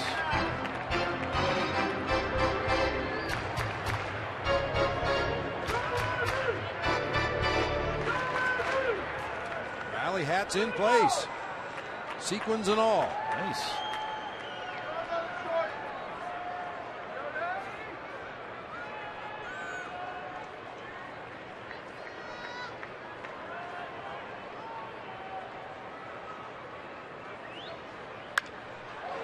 Fights it off, but it's a pop up to Myers at first. 2 down. A.J. Pollock, last man standing. That ball really ran in on Jordan.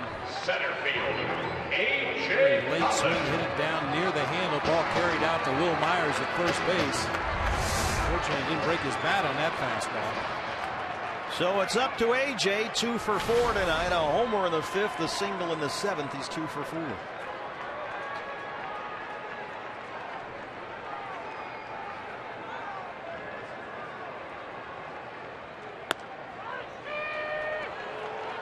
Strike 1. Diamondbacks with a chance tonight to get back to 500 on the year at 14-14, but it's slipping away fast here with 2 outs in the ninth.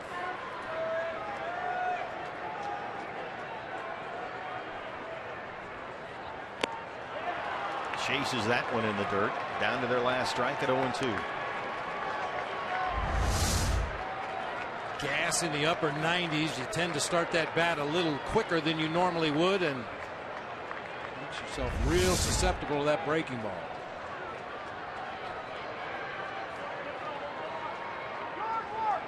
See the fans behind home plate doing the Kimbrel stance. This is away at 97. It's 1-2. He's got that thing where he hangs that arm over there while he looks in for the sign.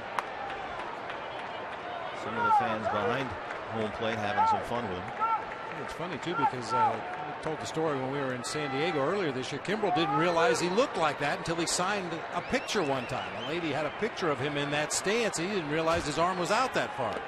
Some of the fans behind home plate trying to take off with both hands. AJ back even, 2-2.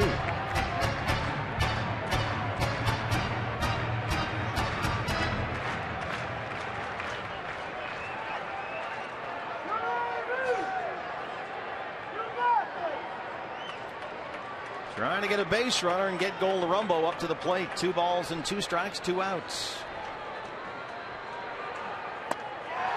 Kimbrel strikes out A.J. with a 98-mile-an-hour fastball. The Padres even the series at a game apiece. Will Venable, a 3-hit night, 4 hits for Will Myers.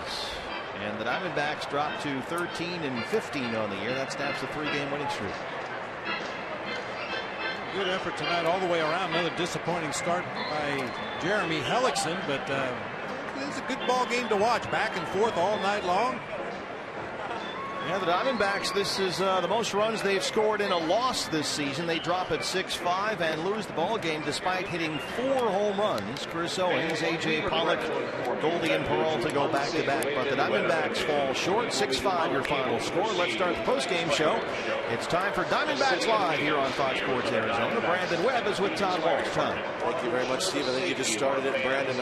You know what? I don't want to be a Pollyanna here, but this was, as Bob Brentley just said, an entertaining